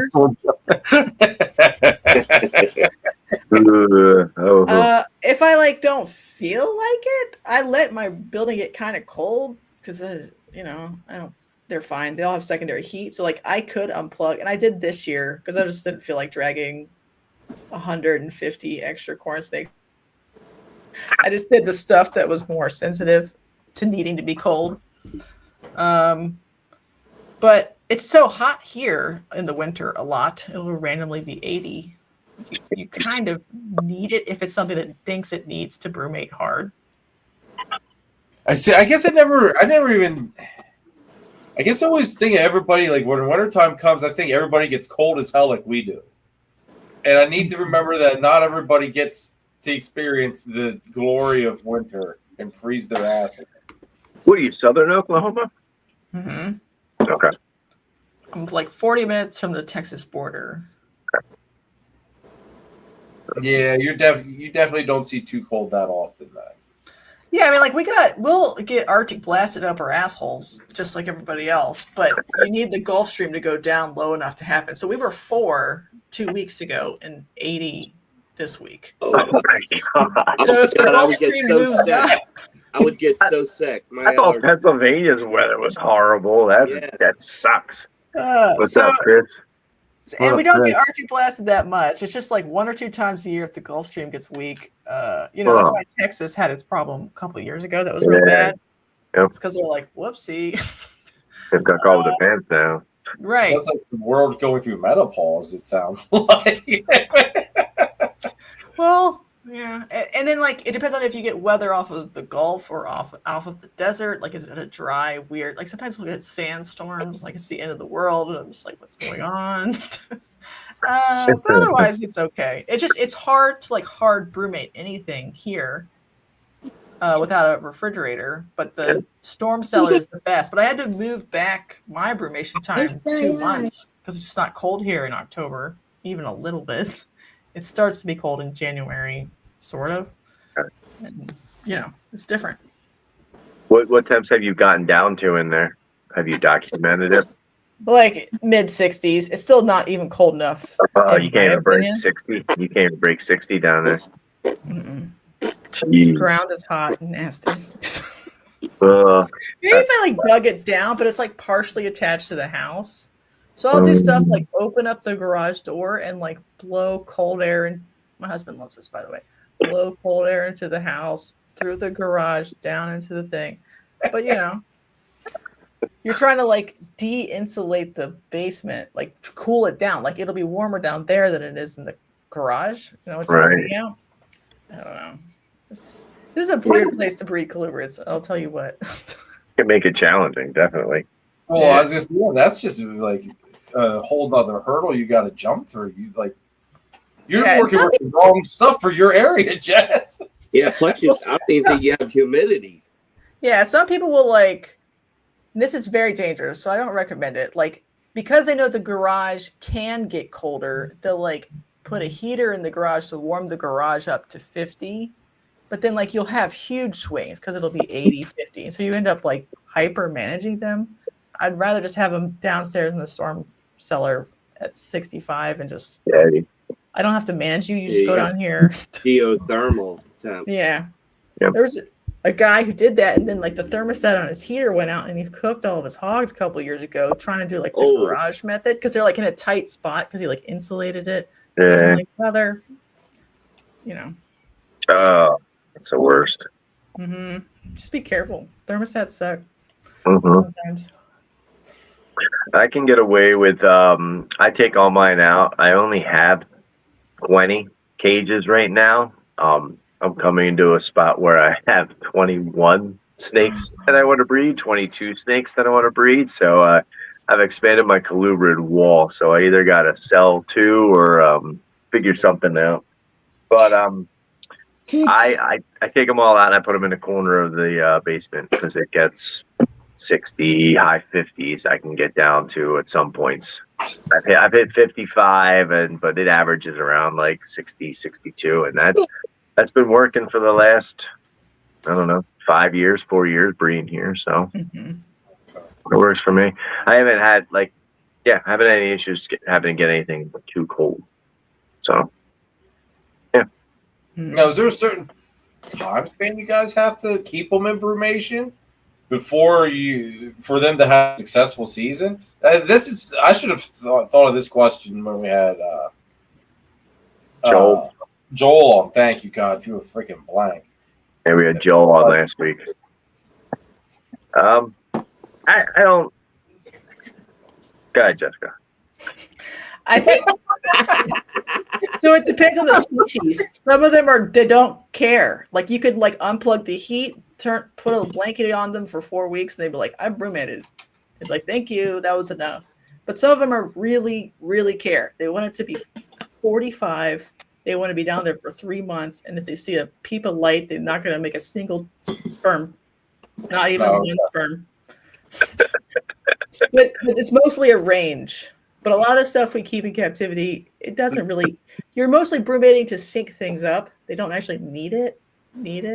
So I just do 8 weeks. Some people do 3 months. Some people do 12, 14, whatever. It's more like convenience to sync everybody up in the spring.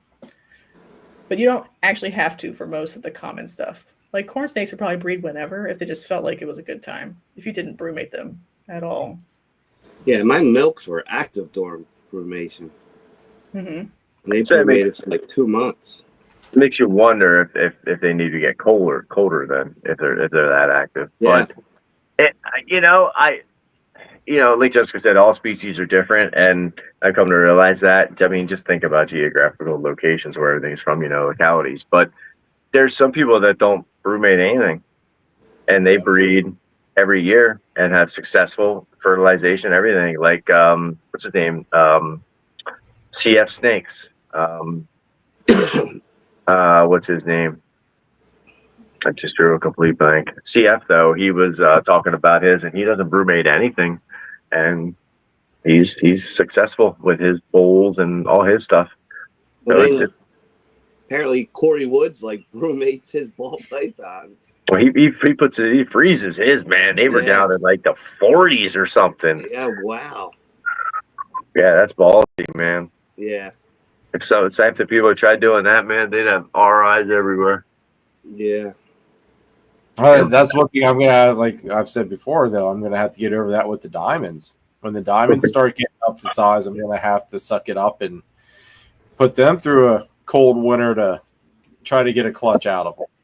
Mm-hmm. Yeah, don't treat them like a carpet. You're gonna have a bunch of slugs. It's gonna freak me out, man. It's gonna freak me. That's all right. Send them over to Uncle Chris's. He'll take care of them. I was just saying, I might have. That's the other thing. I don't know if I'll be able to get them cold enough. I might have to take you up on that. In all honesty. Yeah, because if you're running your wood stove, you're not going to have your utility room is going to be your only room, and if your utility room, if you got a hot water heater, that thing's going to be running hot. And if an oil furnace or whatever, you're out of room now. Yeah, the snake. Just stick them out in the shed. The garage, out in the garage with a space heater, like Jessica said. See, my original thought was to move them up into the man cave. But since the man cave, I wouldn't call that a man cave necessarily.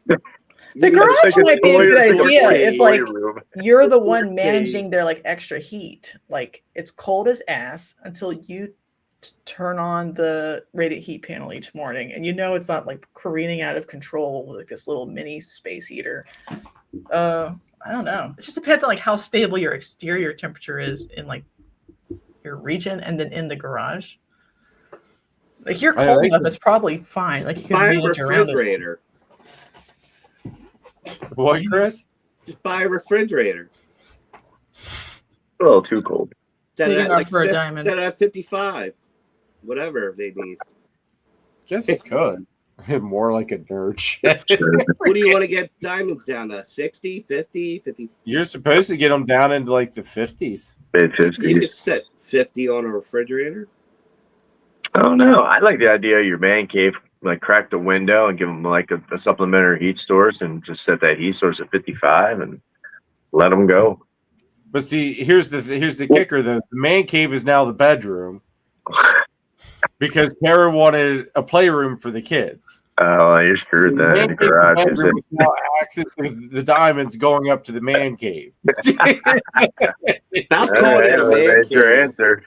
Dude, that is a man cave. There's my nerd manly about that cave, room, shed, whatever at all. Nerd. Everything in that room is manly, Chris. Everything. I lose testosterone walking all the through action the door. figures and everything, right? Exactly. I mean, who doesn't want to put on a helmet and grab a lightsaber? See, Wilbanks, buy Wilbanks. Jessica's into that weird shit, I'm sure. Maybe even weirder. All right. Wow. That's why I like you. Listening. Yeah. Actually, Nate might be I on to am something. Will Banks. Well, yeah, that would absolutely. Yeah, if you want The only thing is, though, is $3,000. that here's the thing, though. You're supposed to let them drop down overnight, but then you're supposed to let them come up during the daytime. That was going to be my next question. If you were supposed to restore their heat during the day, Yeah, are you you're supposed to supposed come back to- up, not up to optimal basking, but you're supposed to warm them up pretty good, though, right? Yeah, you're supposed to warm them up probably like about. I got to do some more research on it because, like, I don't have the number set in my head yet, but I think it's like up into the 70s. Right. You're not at That makes sense. optimum basking, but it's warmer. Right. Mm-hmm. Well, it looks like you're building out half your garage now, so. Yeah, the carrot's gonna love that. Where am I gonna put the truck then, Chris? I I can't. can sit outside. Truck's just a material thing. These diamonds, they're worth more than that. Mm-hmm. No, this is true. Especially the Diamonds are forever. Mhm. I'd like to try to find a female this year. dude, Gary. I can't believe you. So you didn't get that one that Gary put up. Nah, I'm gonna get something different. If you have his line, I want to get something different. Okay. Yeah, we'll see. I like them diamond jungles. I think they're cool. Yeah, they're mutts. I was gonna say they're cool, but the thing is, like, there's not that many people that do diamonds in general. So why do you want to bloody muddy the water up and lose the purity of it? Yeah. No, Here's the thing. I never used to be. I don't want to say it burns me up. I've never used to be like this, have this purest point of view until getting into it to this point. And now, having the diamonds, the gelatins, and now, like, when people say about mixing lines and localities, I now get the purest point of view because it's just like, no, you can't do that shit. You can't do it. You're screwing it all up.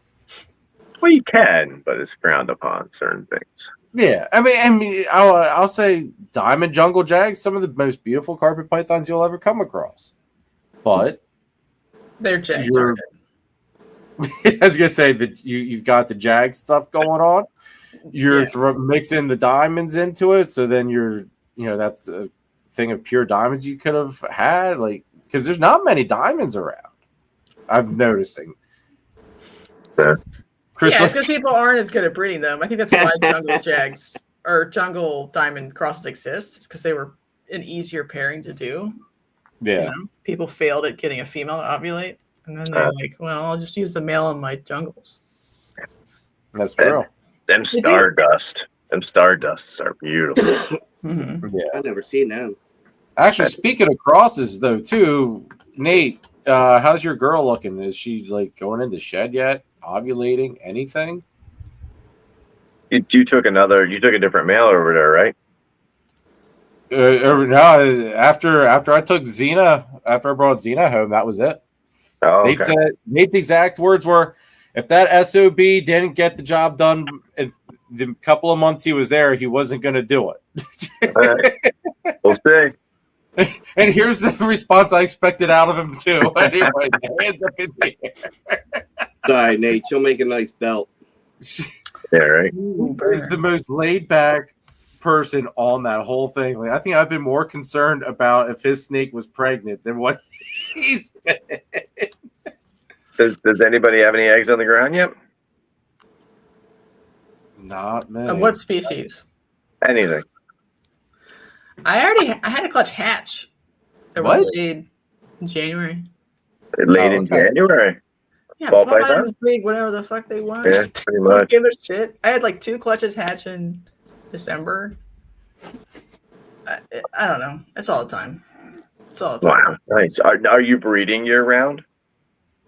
I just, I guess. Just They keep do what pairing. they want. They're in charge. They're driving the ship. They're Jesus taking the wheel. And I'm just like, I guess you guys want to be bred now. So let's go. Okay, you got follicles. Let's go. And I'm not like I ultrasound enough, but I don't like try to ultrasound a lot anymore because I think it's tedious and really boring. And I'm just like, you look like you're building follicles. I bet you are. So I just check. They're 15, and I'll pair them. Doesn't matter when. And I have a bunch of new girls coming up, so they're all like deciding to build follicles at weird times. Right. Yeah. So I don't know.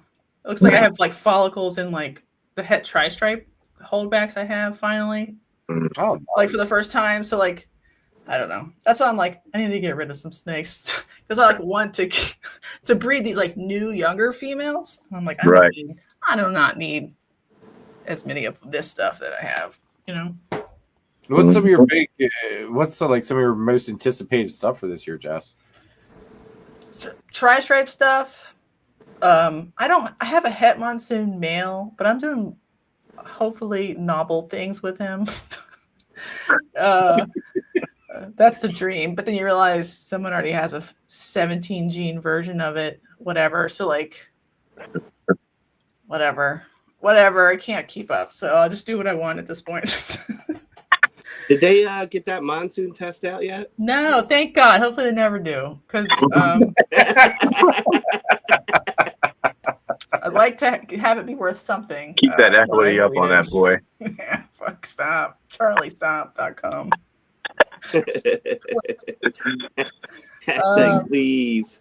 Yeah, so I have like monsoon clown stuff. Try DG, monsoon DG, like stuff like that. I have a lot of clown stuff and I like it, but obviously like you can't just do a clown pairing anymore and have anybody care. So when I do clown pairings, usually like a Krypton version to a clown version, so you get both looks.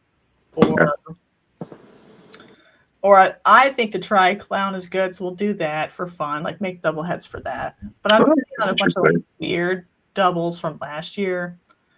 I don't know. It's hard to like. Everyone's like, "Well, you're depressed," and I'm like, "Yes, I am. Yes, I am." But that's not what we're talking about. What to do about it? So I just keep going, right? I like you all have nerfed every project I ever liked somehow, and I just still like it. So get fucked. I'll just keep breeding it for fun. Like, what am I gonna do about it? That GHI Mojave clowns are now $200. That's just the way it is. So here we go.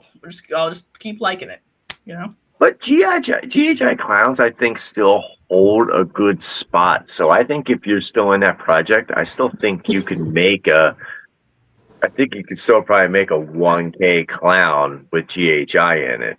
But you just got to find those other genes to make it look.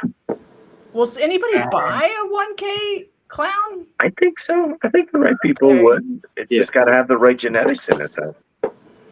No? I did a GHI pairing this year. I did that black pastel GHI trick at clown to a leopard Russo clown. So they like lots of clown combos that are very cool, but end up sort of being like versions of sameness. And so like I think we're coming to the point where you're like, okay, that's cool too, but like it's not materially different. We haven't elevated the game. So like that's why people are wanting more multi-gene clown, double het DG hypo. Like that's what people are really going to spend $3,000 or $4,000 on, not just a clown with 6 genes in it that kind of looks cool. I think that day is over. That's fine. Well, I don't know. I'll just sell them as pets or whatever. But I still like them themselves. But I don't even know if it's fair to charge someone $5,000 for just a multi-gene clown. Because are they going to make their money back on that? Nah. Yeah. Brothers. So I've got a shot at GHI Mojave Bang clowns. Okay. Now, apparently, in Nate's words, good luck IDing the thing. Because apparently he's hatched a similar pairing, and apparently it's just a nightmare. So you can imagine it's got to be lighter than a normal GHI Mojave. With Bang in it, right? You would think, but then think of how nice the blacks are on Bang. So yeah, I think Bang Mojave are tough. I'm hoping one of these, it gets me a computer all done up here. I can go down and see this clutch, so that way I have an idea as to what I'm in for. Because the other thing, like the first clutch that's due to lay on the 15th of this month. is a bang clutch. Yeah. I'll tell you what's really, from my personal experience, watching the color change, man, shed after shed, the way they color up is insane. Like they look nothing like they look like when they hatch. Oh yeah. This They're like this will glowing. be interesting though, because Nate, from what I've been told anyway, like Bang's very reactive with pets, and apparently the head exanthic stuff kind of dulls them out some, from my understanding. Okay. Interesting. So it's going to be interesting to see how this all plays out and what everything looks like, because there's a chance that they're double head exanthic clown. Yeah. Everything will be head exanthic. It's just whether or not that clown get passed. Yeah, I just wouldn't lock in the ID until you get like 5 sheds. Oh, dude, a lot of this stuff, like the Bang stuff I'm making, none of it's going to move until I get Nate's stamp of approval that it is what it's Bang or it's not Bang, or we get genetic testing. Well, hopefully hit some females. I missed on females. Well, that's the other nightmare that him and John have been poking at me about, is I'm going to end up with all male Bang stuff. It's going to be like a banana. I think I produced more females than males, actually. Did you? Oh, really? I only did 2 clutches though. Huh. So I've got 4. I put it this way: I should have 4 Bang clutches this year. 2 of them which can produce visual clowns. The one could be a Bang Batman, which would make me over the moon. I don't think that's been made. I don't think that's been made yet. Right, no, I don't think so either. I'm hoping my milk snakes go. What's that? I'm hoping those black milks go. Really hoping. I haven't seen a lot though. I haven't seen a lot. I hope they go too. I'd like some. Yeah, you should be able to feel follicles in a colubrid. They're not very thick. I can't remember which one's the male and which one's the female. I just keep putting. I know one's boy, one's girl. I just keep putting them both together. You can't by their junk, like we flip them over the tail lengths different. I don't know. Let them both. Palpate them both. You'll be able to tell the difference between them. Yeah, I'm gonna have to. Because I mixed them up when I did the hibernation. Yeah, if not, try popping them. If you get a little bit of goo on you, then you know you got the male. They're not. I know they're both not males. I know that for a fact because one laid last year. We're gonna have to let Chris I mixed them up when I cooled them. I'm like, wait, which one's which? It's crazy because one's like jet black, and the other one you could still see a little bit of red on her. Well, like very faint. I thought when you were showing, because you were showing them off when Joel was on last week, weren't you? Yeah, one had a little bit of pattern still. Yes. Yeah, so I thought you had them all. I thought you had them all figured out that night. Yeah, I figured out what they're black snakes. One's a boy, the one's one a girl. You just said has some pattern to it, so they're not just black. Yeah, so what's that? I don't know if that's the boy or the girl. You always keep your ladies a little bit thicker. Mm-hmm. Well, one is bigger, so maybe that's the girl. Oh, but I had black snakes. My girls were always bigger. All right, maybe that's the girl. So I'm trying not to mix up these barons. I know the female has a little scuff on her nose. Those things will be a nightmare to pop or probe until they're adults. Yeah. Well, I know when they the way they sexed the milks, he was like rubbing his thumb from the cloacia down a town. Like the males were like a springy, and the like the female was sexing them like a boa. I guess. I don't know. That's how you sex boas. Poppy did it. What do you think of that shit, Jessica? You can do it on corn snakes and stuff, but they need to be like bigger, like these are big. A yearling or something to be able to feel the difference. Can you manipulate that? Does that work for you? Yeah. Okay. It's not. Boas to me are easier though, because they're like softer, scuted. Okay. Makes sense. Like I feel like their scutes aren't as like firm or keratinous as a colubrid scute. So baby boas is easy. It's just like you can do it on a colubrid when they're a yearling, but they get stronger as they get older again, and so then it's harder to do it. But usually they'll like, I don't know, put their little boner on you anyway if you put them near a female snake because they're perverts. So like you don't even really need to do anything. You just show them a receptive female, and this little boner will touch you, and you're like, yeah, I know you're a boy. I got it. Thank you. So, even if you don't know how to do anything else, you know. The alien looking peen. Yeah, I have to probe baby climax because they can't be popped. I don't know. No, they can't. Too delicate or what? No, they're just, I don't know, strong assholes or something. They're just too tough. They just don't evert. Mm-mm. Well, yeah. Chris, how do you sex your boas then? Because I thought that's how you would have done it too. I pop them. Oh, you pop them? Okay. I pop them, and like I'll check them a couple days after they come out, and then I'll continuously every couple of weeks try them, because I had a couple this year that just questioned me up to the end until I could actually get a peen to pop. And there was one or two that I thought were females, and like I'd question them, and then I'd go to pop them, and sure enough, it was a male. So you don't just like do the rubber band? Nope, I've never learned that technique. Bro, it's so easy. You don't do anything. I know. I gotta get trained. I guess. And then you're just like, Jeremy even knows you're a boy. You just got to keep checking the girls to see if you have like a secret peen. But like once you feel it the first time, you know it's a boy.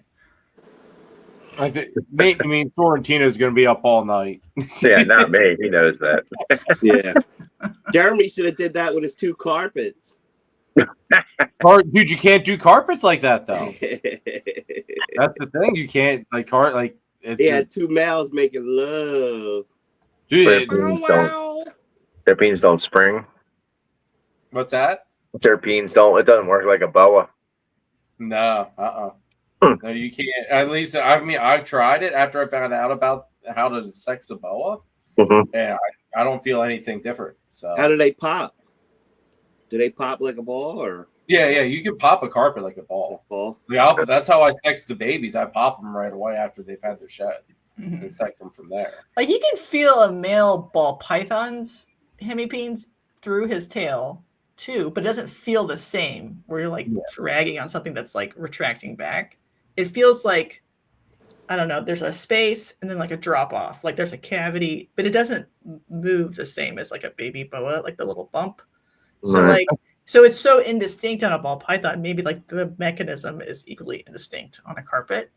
But I think if you finger banged all of your pets, everybody, you would learn what it was like. Which one's like different techniques? That's what it's all about. Right. Which one is the right one for you? Well, yeah, Chris, I mean, in a way to like how I would explain how like what it feels like is, since you're a hunter, like a 2-stage trigger. If you're going down from the cloaca down the tail, it's like taking the slack up on your trigger. And when you hit that second stage, that's the pop that you're going to feel, which would be basically the testicles of the snake. And then that's, the trigger breaking at that second testicles sub cloaca. Well, no, but you know what I mean, though. You know what I mean. It's like the end of the henny. Well, yeah, but you know what I mean. That. Where are your testicles? So wait a minute. So I got. How long do I? Exactly.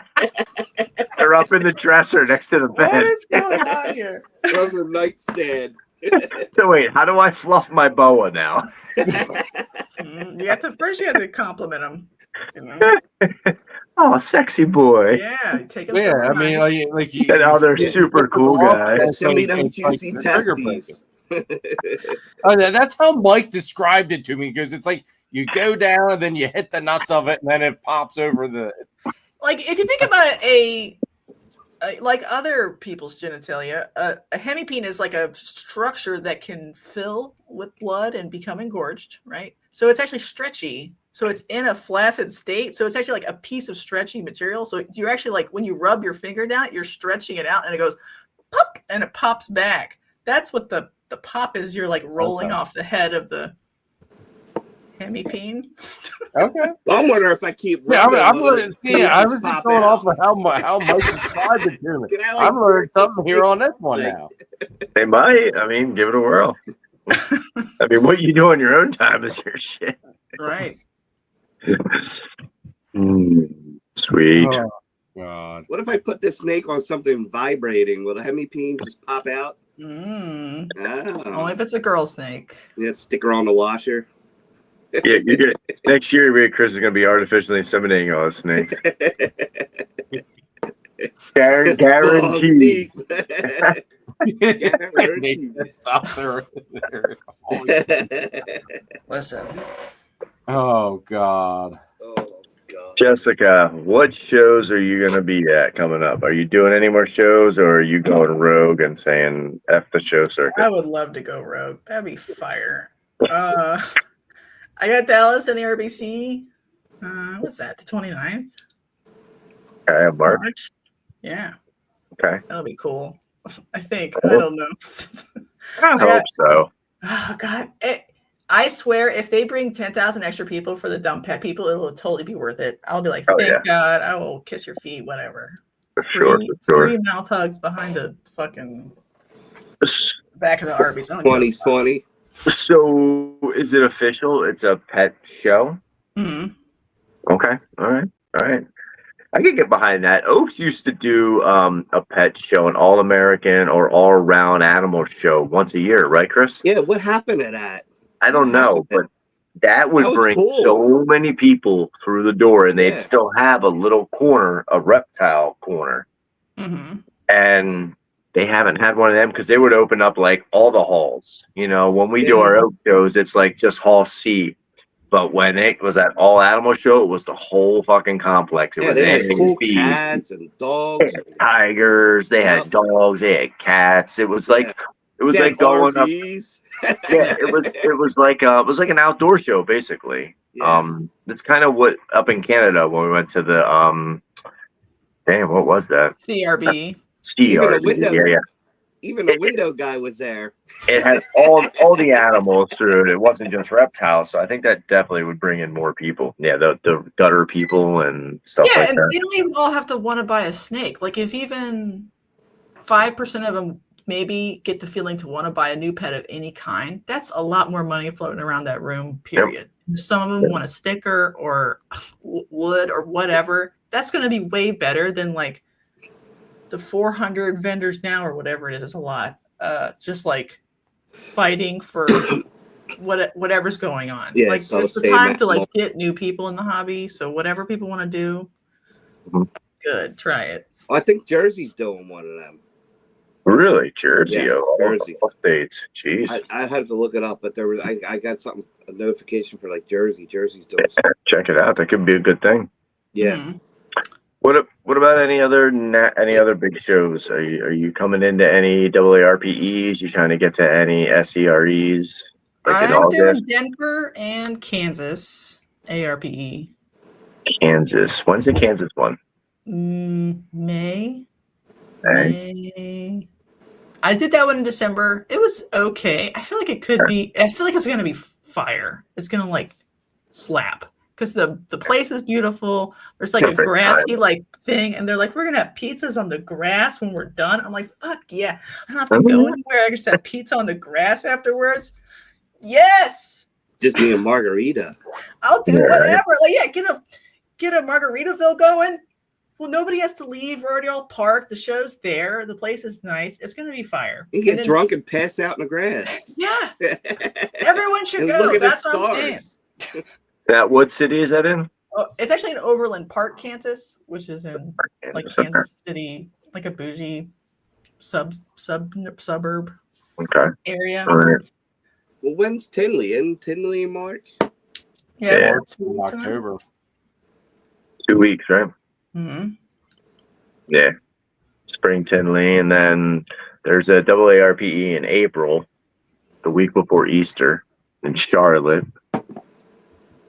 Mm-hmm. We might be going to that one. I've thought about going to Nashville since that's a pet one too. Right. It's 12 hours, so like, Yeah. Jeez, that's it's another one where like, I already kind of struggle with like shows that are 8 hours away Yeah, 8's tough. because it's like an all day thing. Oh, yeah. The only reason I drive to Tinley is because it's Tinley. And it's a what? 2 days, it's a weekend. Yeah. Yeah, when it comes to like a 5-day adventure, right? For me, because I can't, I'm usually solo driving and solo vending, so Oh fuck! it's not like there's anybody to like handoff driving duties. The Kansas one Rough. is May 23rd. The real Rizzo. What's that? And then I I'm don't going. even go 2 hours solo. Fuck that. Kansas. How far is Kansas from us, Chris? I don't even know. Look it up. Look it up. Overland Park. That's got to be a little bit of a drive. Where's it at? Oh, Overland Park. Overland Park, Kansas. See where that's at. Because Davenport will be out there. I'll get him to buy us dinner if you drive. Mhm. 16 how hours. 15. 16 and a half hours. We could tag team that. Good. Yeah, no thanks. You don't want to tag team it? Oh, I can't God. put that kind of miles on my van. Right. And ARPE is doing Arizona, which is another 12 hours, which I'm actually in some ways like more interested in that because like you could get California spillover Yeah. potentially if they want to come out to Arizona. And I think about that one too, but I don't know. If I can not fall apart at the seams doing like just big shows that are really far away, don't have any panic attacks, don't crash a car, keep it together as an adult, then we'll try 12-hour distance shows. See where we go from there. Yeah, I want to do a Tinley, Bob show, and a Daytona. Definitely want to just visit. Just visit. Bob show, August 10th. It's Atlanta. I think that's I don't know. That's like 10 or 11. Holy Charlotte's 8 hours. Yeah, this country's really big, it turns out. Charlotte. Yeah, Charlotte. Atlanta's like 11 and a half hours. Yeah. Like I would love to go to some of these shows, but then when I hear how far they are, it's like I don't know if I feel like driving that freaking far. Oh yeah. No, I'm lazy. I'll get a plane. But see, then you gotta go get that real ID shit then. Yeah. Not yet. You still can get on with your passport. Well, I was already forced to get the COVID shot, so what the hell? You So Democrat. that explains everything then. That's why I'm all messed up. My hospital forced us. Oh, well. Oh, fuck. All right. All right, when's our next show? Our next show is Gettysburg, right? Yeah, I really wanted to do Oaks, man. I don't understand. It would have been nice if they did like another Sunday show or something, man. Yeah. Sucks. Electric City, the electric one might be open. You could do Scranton. I am doing Scranton. Oh, okay. I'm a little disappointed about that too, because I didn't realize Lehigh was the same day, and they're like an hour apart. I'll be at Lehigh's Lehigh. actually closer. I'll be at Lehigh waving you. Yeah, you gotta drive by. You gotta drive past me to get the drive Scranton. an hour past you, and then I got to deal with Danny's ass. You're welcome. Oh, you know what? There's even a bar at the Lehigh Valley one that opens at noon. Really? That's great. I tell my helper that I'm on lunch at noon. He just never comes back. Yeah, I'll be back at about 12:30. Yeah, your liquid lunch. 2 doubles in and be like, "Woo, let's sell some snakes."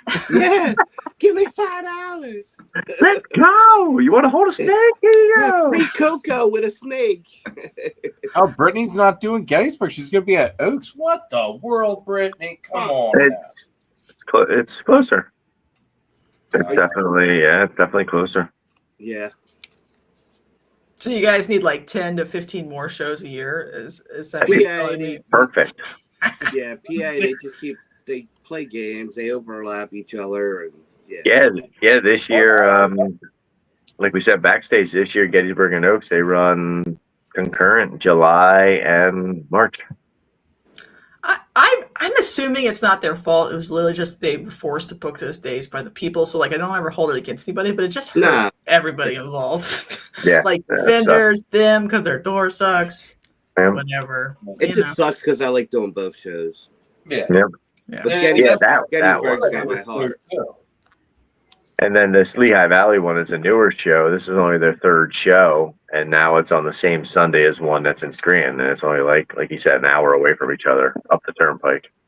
So that'll be interesting. Are there any that still shows in Maryland? Or they? I know like there's a Baltimore Repticon, but is the one in Fredericksburg still there? I don't know about Fredericksburg. Or did it get canceled? Bloomsburg. Are you talking about Bloomsburg.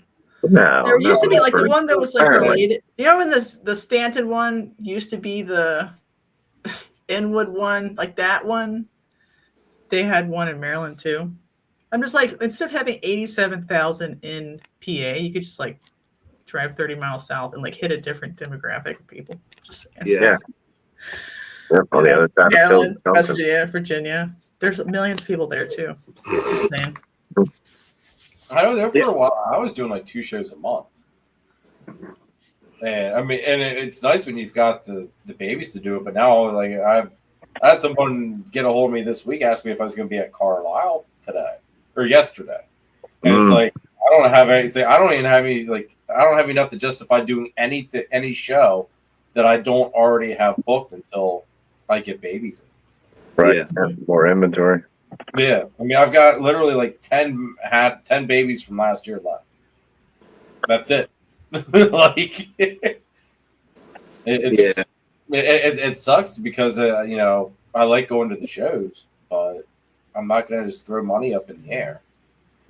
Yeah, I never attended this Scranton show, so it'd be cool to check it out. But, Danny, I thought always did, or at least he said he did good. Yeah, but I don't know if shows were running on the same day, you know. But I definitely want to check out that Lehigh one too. When the Scranton I went to was packed. Like, I almost got claustrophobic, and I'm usually good in crowds, and that thing was like, I mean, maybe I was there with my 2 boys. It was just me and my 2 kids, and maybe that's why. It's just because I had them. But shoo, I felt like I was like, whew, I gotta get out of here. I was starting to sweat. Okay. Yep. Well, I wanted to get into the Hershey show that they do. Yeah, that was pretty good. I heard too. That's closer to you. You know, dude, that's like 30 minutes tops, but I can't get into it. Oh, you can't? I can get into it. Maybe we should talk. I said maybe we should tag team it. Just get a couple tables. Now you're talking my language. You just said you don't have any animals. Well, you gotta wait till I got animals. I mean, I should have at least one carpet clutch. I don't think so. He might let you in because of carpets. There be telling empty lies here. Maybe one carpet. But that's the thing. I don't think anyone has carpets there, so he should let you in. You would think, but well, don't tell him you breed balls. Yeah, don't say anything about your balls. And then when I show up and I've got nothing but balls, well, the carpets are balls. No, just let your wife keep your balls. She's already got them. Why do you think I lost my man cave, Chris? I wouldn't have called that a man cave.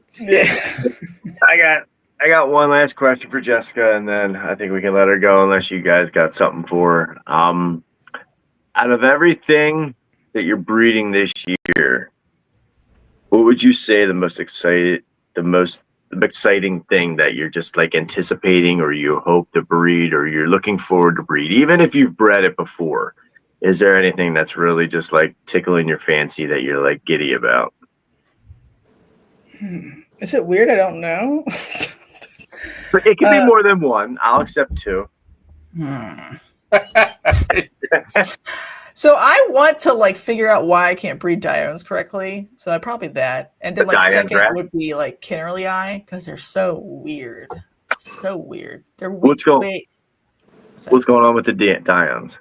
So they really need to be really cold, and I don't get them really, really cold. So I get very low egg fertility, or if they go to term, often the embryos are fused. Ooh. Like laterally. So you get eggs fused? What's that? Wait, so the eggs are fused together? No, the eggs are fine. The babies are fused inside. Like you've zippered up like the snake is alive, and it's like, and I'm like, euthanize. Sorry, your snake's bye. Right. So I don't know. And I had some that were also perfect. So I think I'm going to co-house all 3 females and the male, and just be like, figure it out, brother. Instead of like trying to time them up. Like, give them the best sperm at the right time. I'm trusting you. Take the wheel. Sperm them up, and then we'll see what happens. If not, next year I will buy just them specifically wine cooler. Right. Because they're a little cold. Yeah, like to me, they are like the shit. They're small. They come in every color. They're outgoing. They don't hide. They watch you. They're like a corn snake, just fatter, even smaller. Yeah, I sent you that picture around Christmas time of that guy selling them at that Lehigh Valley show. They were like $350 for a little rat snake. Yeah, but they're like they only have like 5 to 7 eggs, and you don't Okay. even get them Really? that good. So it's like to me it's the perfect like market snake because you're like, Right. yeah, it gets 3 feet long. It's like a hognose, not venomous, not illegal in any state because it's not native. Hello, and you can breed them. They're not hard to take care of, but they're a little hard to breed. So that barrier to entry means that not everybody and their brother is going to make 1,700 right away. So like that's what I'm really excited about. I also come in like blood red and orange and like a yellow rat snake sort of striped look where they're yellow with like black four lines. There's so many colors. They're so cool. They're so hard to import. It makes them very special to me. And I'm trying to convince people. What are they, European? Yeah. So like Caucasus Mountains, almost all the way west into China and up into Siberia. Okay. All right.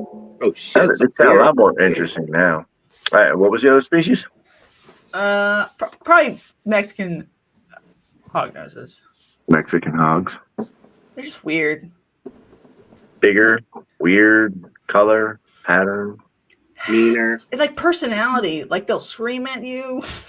Really? So like a hognose, like a Western hognose, once they get used to you, they might still hiss a little bit like around their food, but they end up being just like I don't know, like a basking shark just absorbing food and eating whatever. So they're not actually that fun to take care of.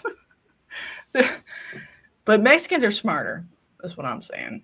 So, but they're onto your shit and they're gonna let you know. And so I kind of like that version of the personality matrix a little bit better. And they end up being bolder. Like so they have like fox eye masks or like raccoon mask, black around their eyes. They have these weird like color depths that you don't see on a Western. Westerns are usually fairly uniform. And I think that's cool.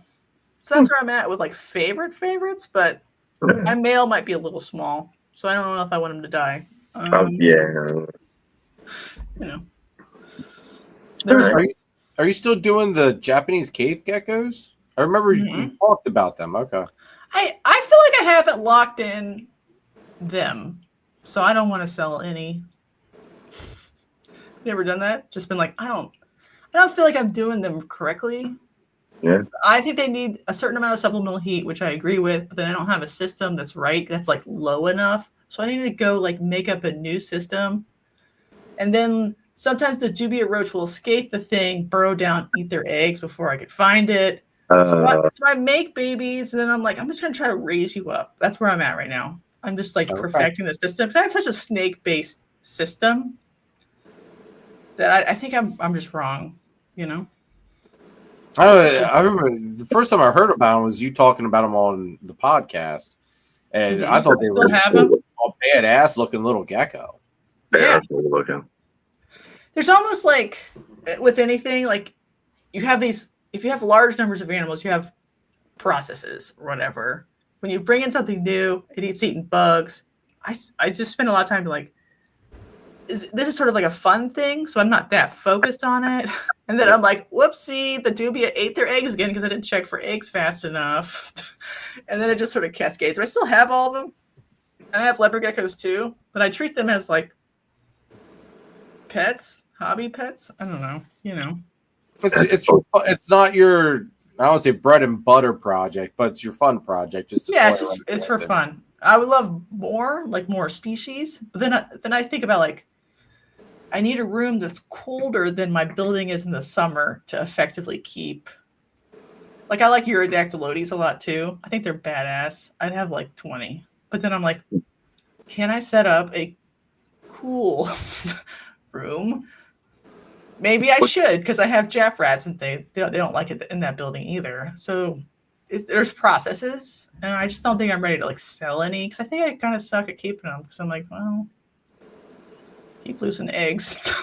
Well, the other thing too is if you're thinking that you're missing something, then when someone comes to you with a problem, you're gonna not be as confident as what you should. Yeah, I be. can yell at you about a Exactly. corn snake for at least an hour, but I don't know if I'm qualified to yell at you about a cave gecko right this second.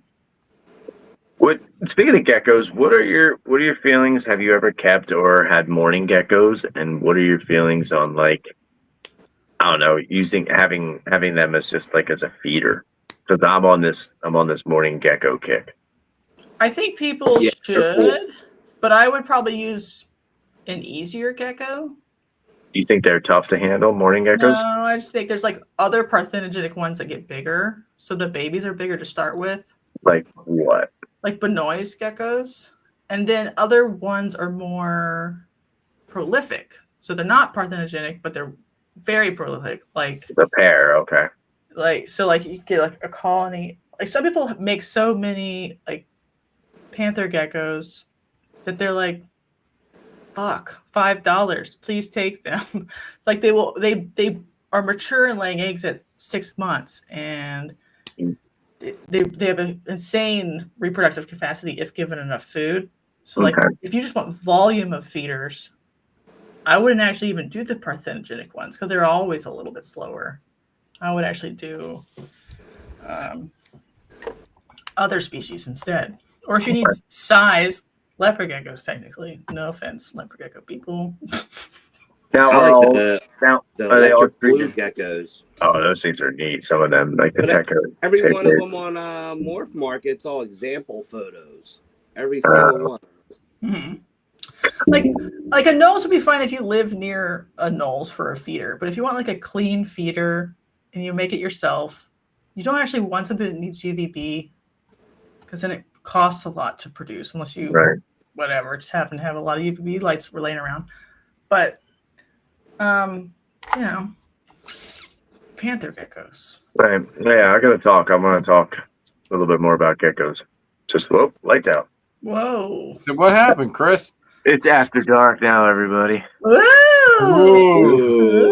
Here comes the strobe and the music. Tarantino, hit my music. I was waiting for you to come through with like twirling flashlights or some shit.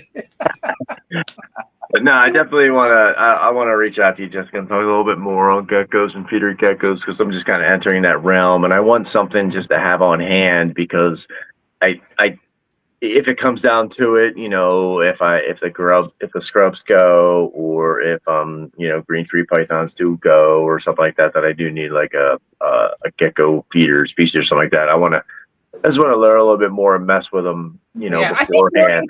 are good for that. They're just like maybe not the best species for that. So if you just need a couple of season, then they're fine. Yeah. So you can pull off a couple. They're super tiny. The morning geckos, man. Like you lose productivity because they run away and get eaten by spiders. In the corner of your building, you're like, I don't even know.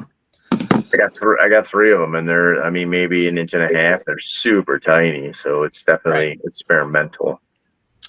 Yeah, and then here we have house geckos everywhere. So like I somehow have about 400 that live outside of my building. So if I really needed like wild caught whatever, I could get it and like puree it. But do you think the gecko species? Do you think one over the other is a better feeder, and not because of parthenogenesis or quick breeding, but just of something that's more like texture? Like a leopard gecko's like, you ask me, it looks like a warty lizard, whereas if you have like a cresty, it's smoother textured.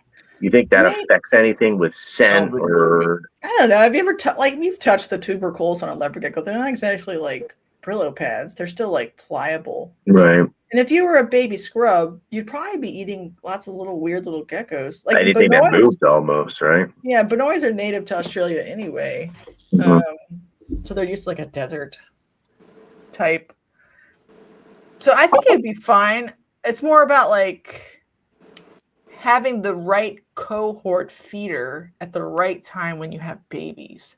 So a lot of things would be way too small or way too big by the time you need it this one time. Right. You'd almost want like a continuous breeding population of whatever you want that fits your needs. So it's like available. And then you just sell the rest of the show as like pets, and they're like pretty attractive and interesting for those people. Okay. That's how I would do it. Like you just have a running, and then you just sell them at shows for $25 or something. Yeah. And that's what I want to do. I just want to set up a cool cage to just have just a couple cool geckos in it. And, even thinking about like, I don't know if it's sacrilegious, but mixing species. Like, could you throw like mornings in with panthers and something else? I don't know. Maybe No they might eat them. Yeah. Do you do any beaded lizards or Gila monsters? No, I don't. No, they're cool. they are cool. I don't think do they would anything do that's good like in your medically area. significant because I'm like a little baby. You got that good health care, man. You shouldn't be worried about I that. know. It's funny as they like Still got a isolated the comp. copay.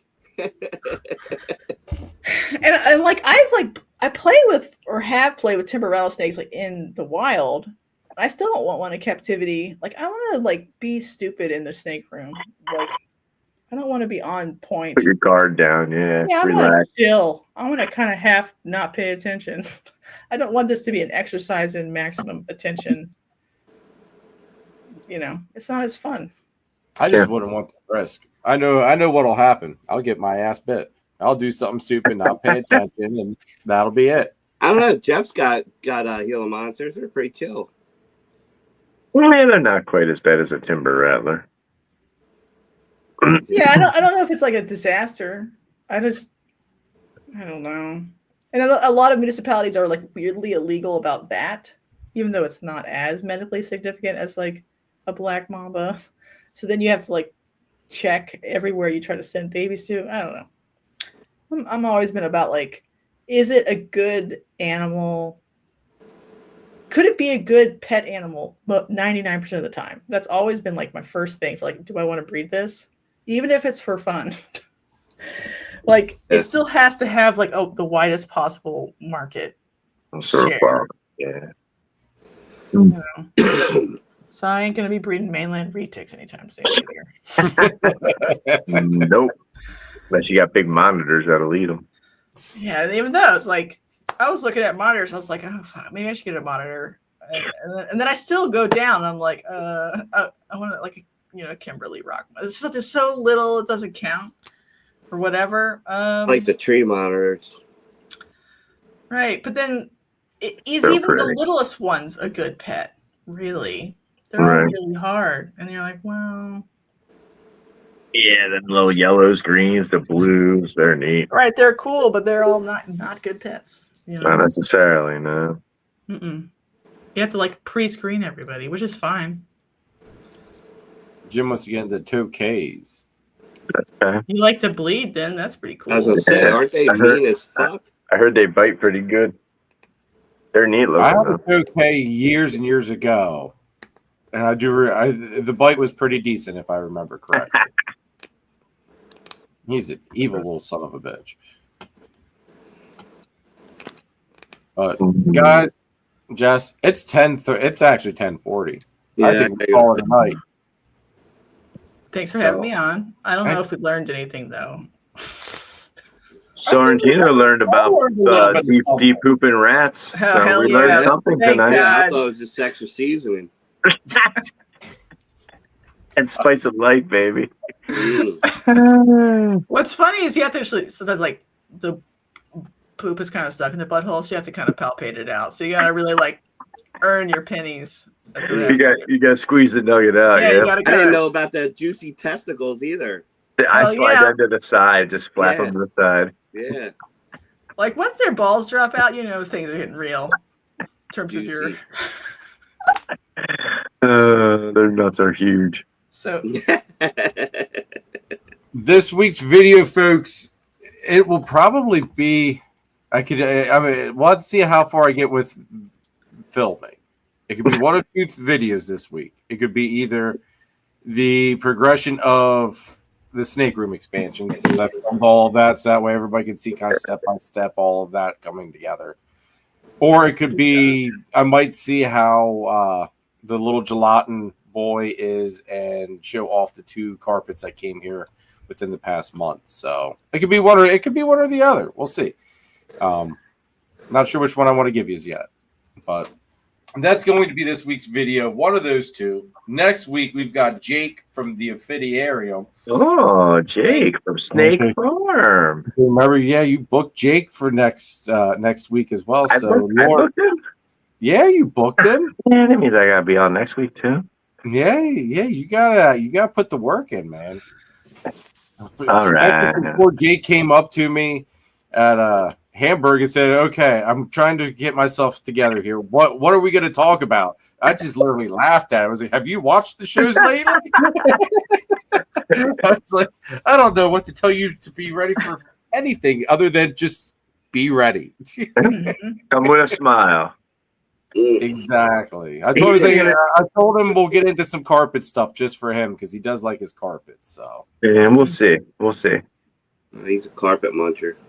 Oh, carpets are where it's at, man. Everybody, I'm a firm believer. Everybody needs a carpet or a boa. There you go. See, Jessica hasn't brainwashed you. Jess just needs to be around the carpet a little bit more. She'll love it. I got I 2. like That's boas. enough. I still feel like I like boas better because they just are better. But we could fight about this later. I definitely enjoy boas better than the Morelia, I think, at this point. But really? I haven't known enough Morelia species because not to go off on a tangent because I know where anything's, but Morelia, that would be anything from Bolins to all the way down the line to green trees to Amazons, right? They're all kind of that same genera and family. Jessica, Not Amazons. I say, okay, but everything else. Trees, though, Well, yeah. like even if they were formerly in, usually a lot of them were formerly in Morelia, but they've been maybe kicked off. Okay. They're similar though. Yeah, they used to all be together. So yeah, I don't know. Hear that, Celeste? Your daddy doesn't want you anymore. You should stay here. Don't you talk to my girl like that? Wow. I just like boas because they were like the snake I had first when I was 12. My first pet snake. He was my friend, and I did that. I love him. I'll never stop. So there. All right, guys. I'm a boa, team boa. Yeah. Celeste, looks like you're staying here, girl. Look at that poor girl. Don't listen to your redheaded stepfather. He does not love you. She looks so sad right now because she heard your evil words. I think she's okay, honestly. Don't you stick up for him, Jess. I want, like, the thing I want first is like Savus to me, right this second. Like, that's what I want first, and I want silver ones. Silvers.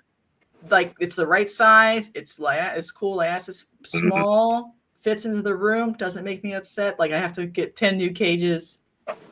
That's first. And then, like, if I nerf like a big rack of ball pythons, I would get poppin' carpets first for me. You better watch next week. We might talk about them. I already talked to Jakey Poo about carpets. Whatever. I don't know. I forget. Probably already forgot. So I probably should watch it. Yeah. See? Jakey Poo. Listen. All right. Let's go to bed. How about that? Everybody have an awesome rest of the week. Hit that like button. Hit that subscribe button. Hit that notification bell. Bye. Watch my dumb podcast on Wednesday. Yes. It's somebody new that no one's ever interviewed before. Ooh. I try so hard. It's so hard. All right. Goodbye. Have a good night, everybody. And we will catch you next week. Later.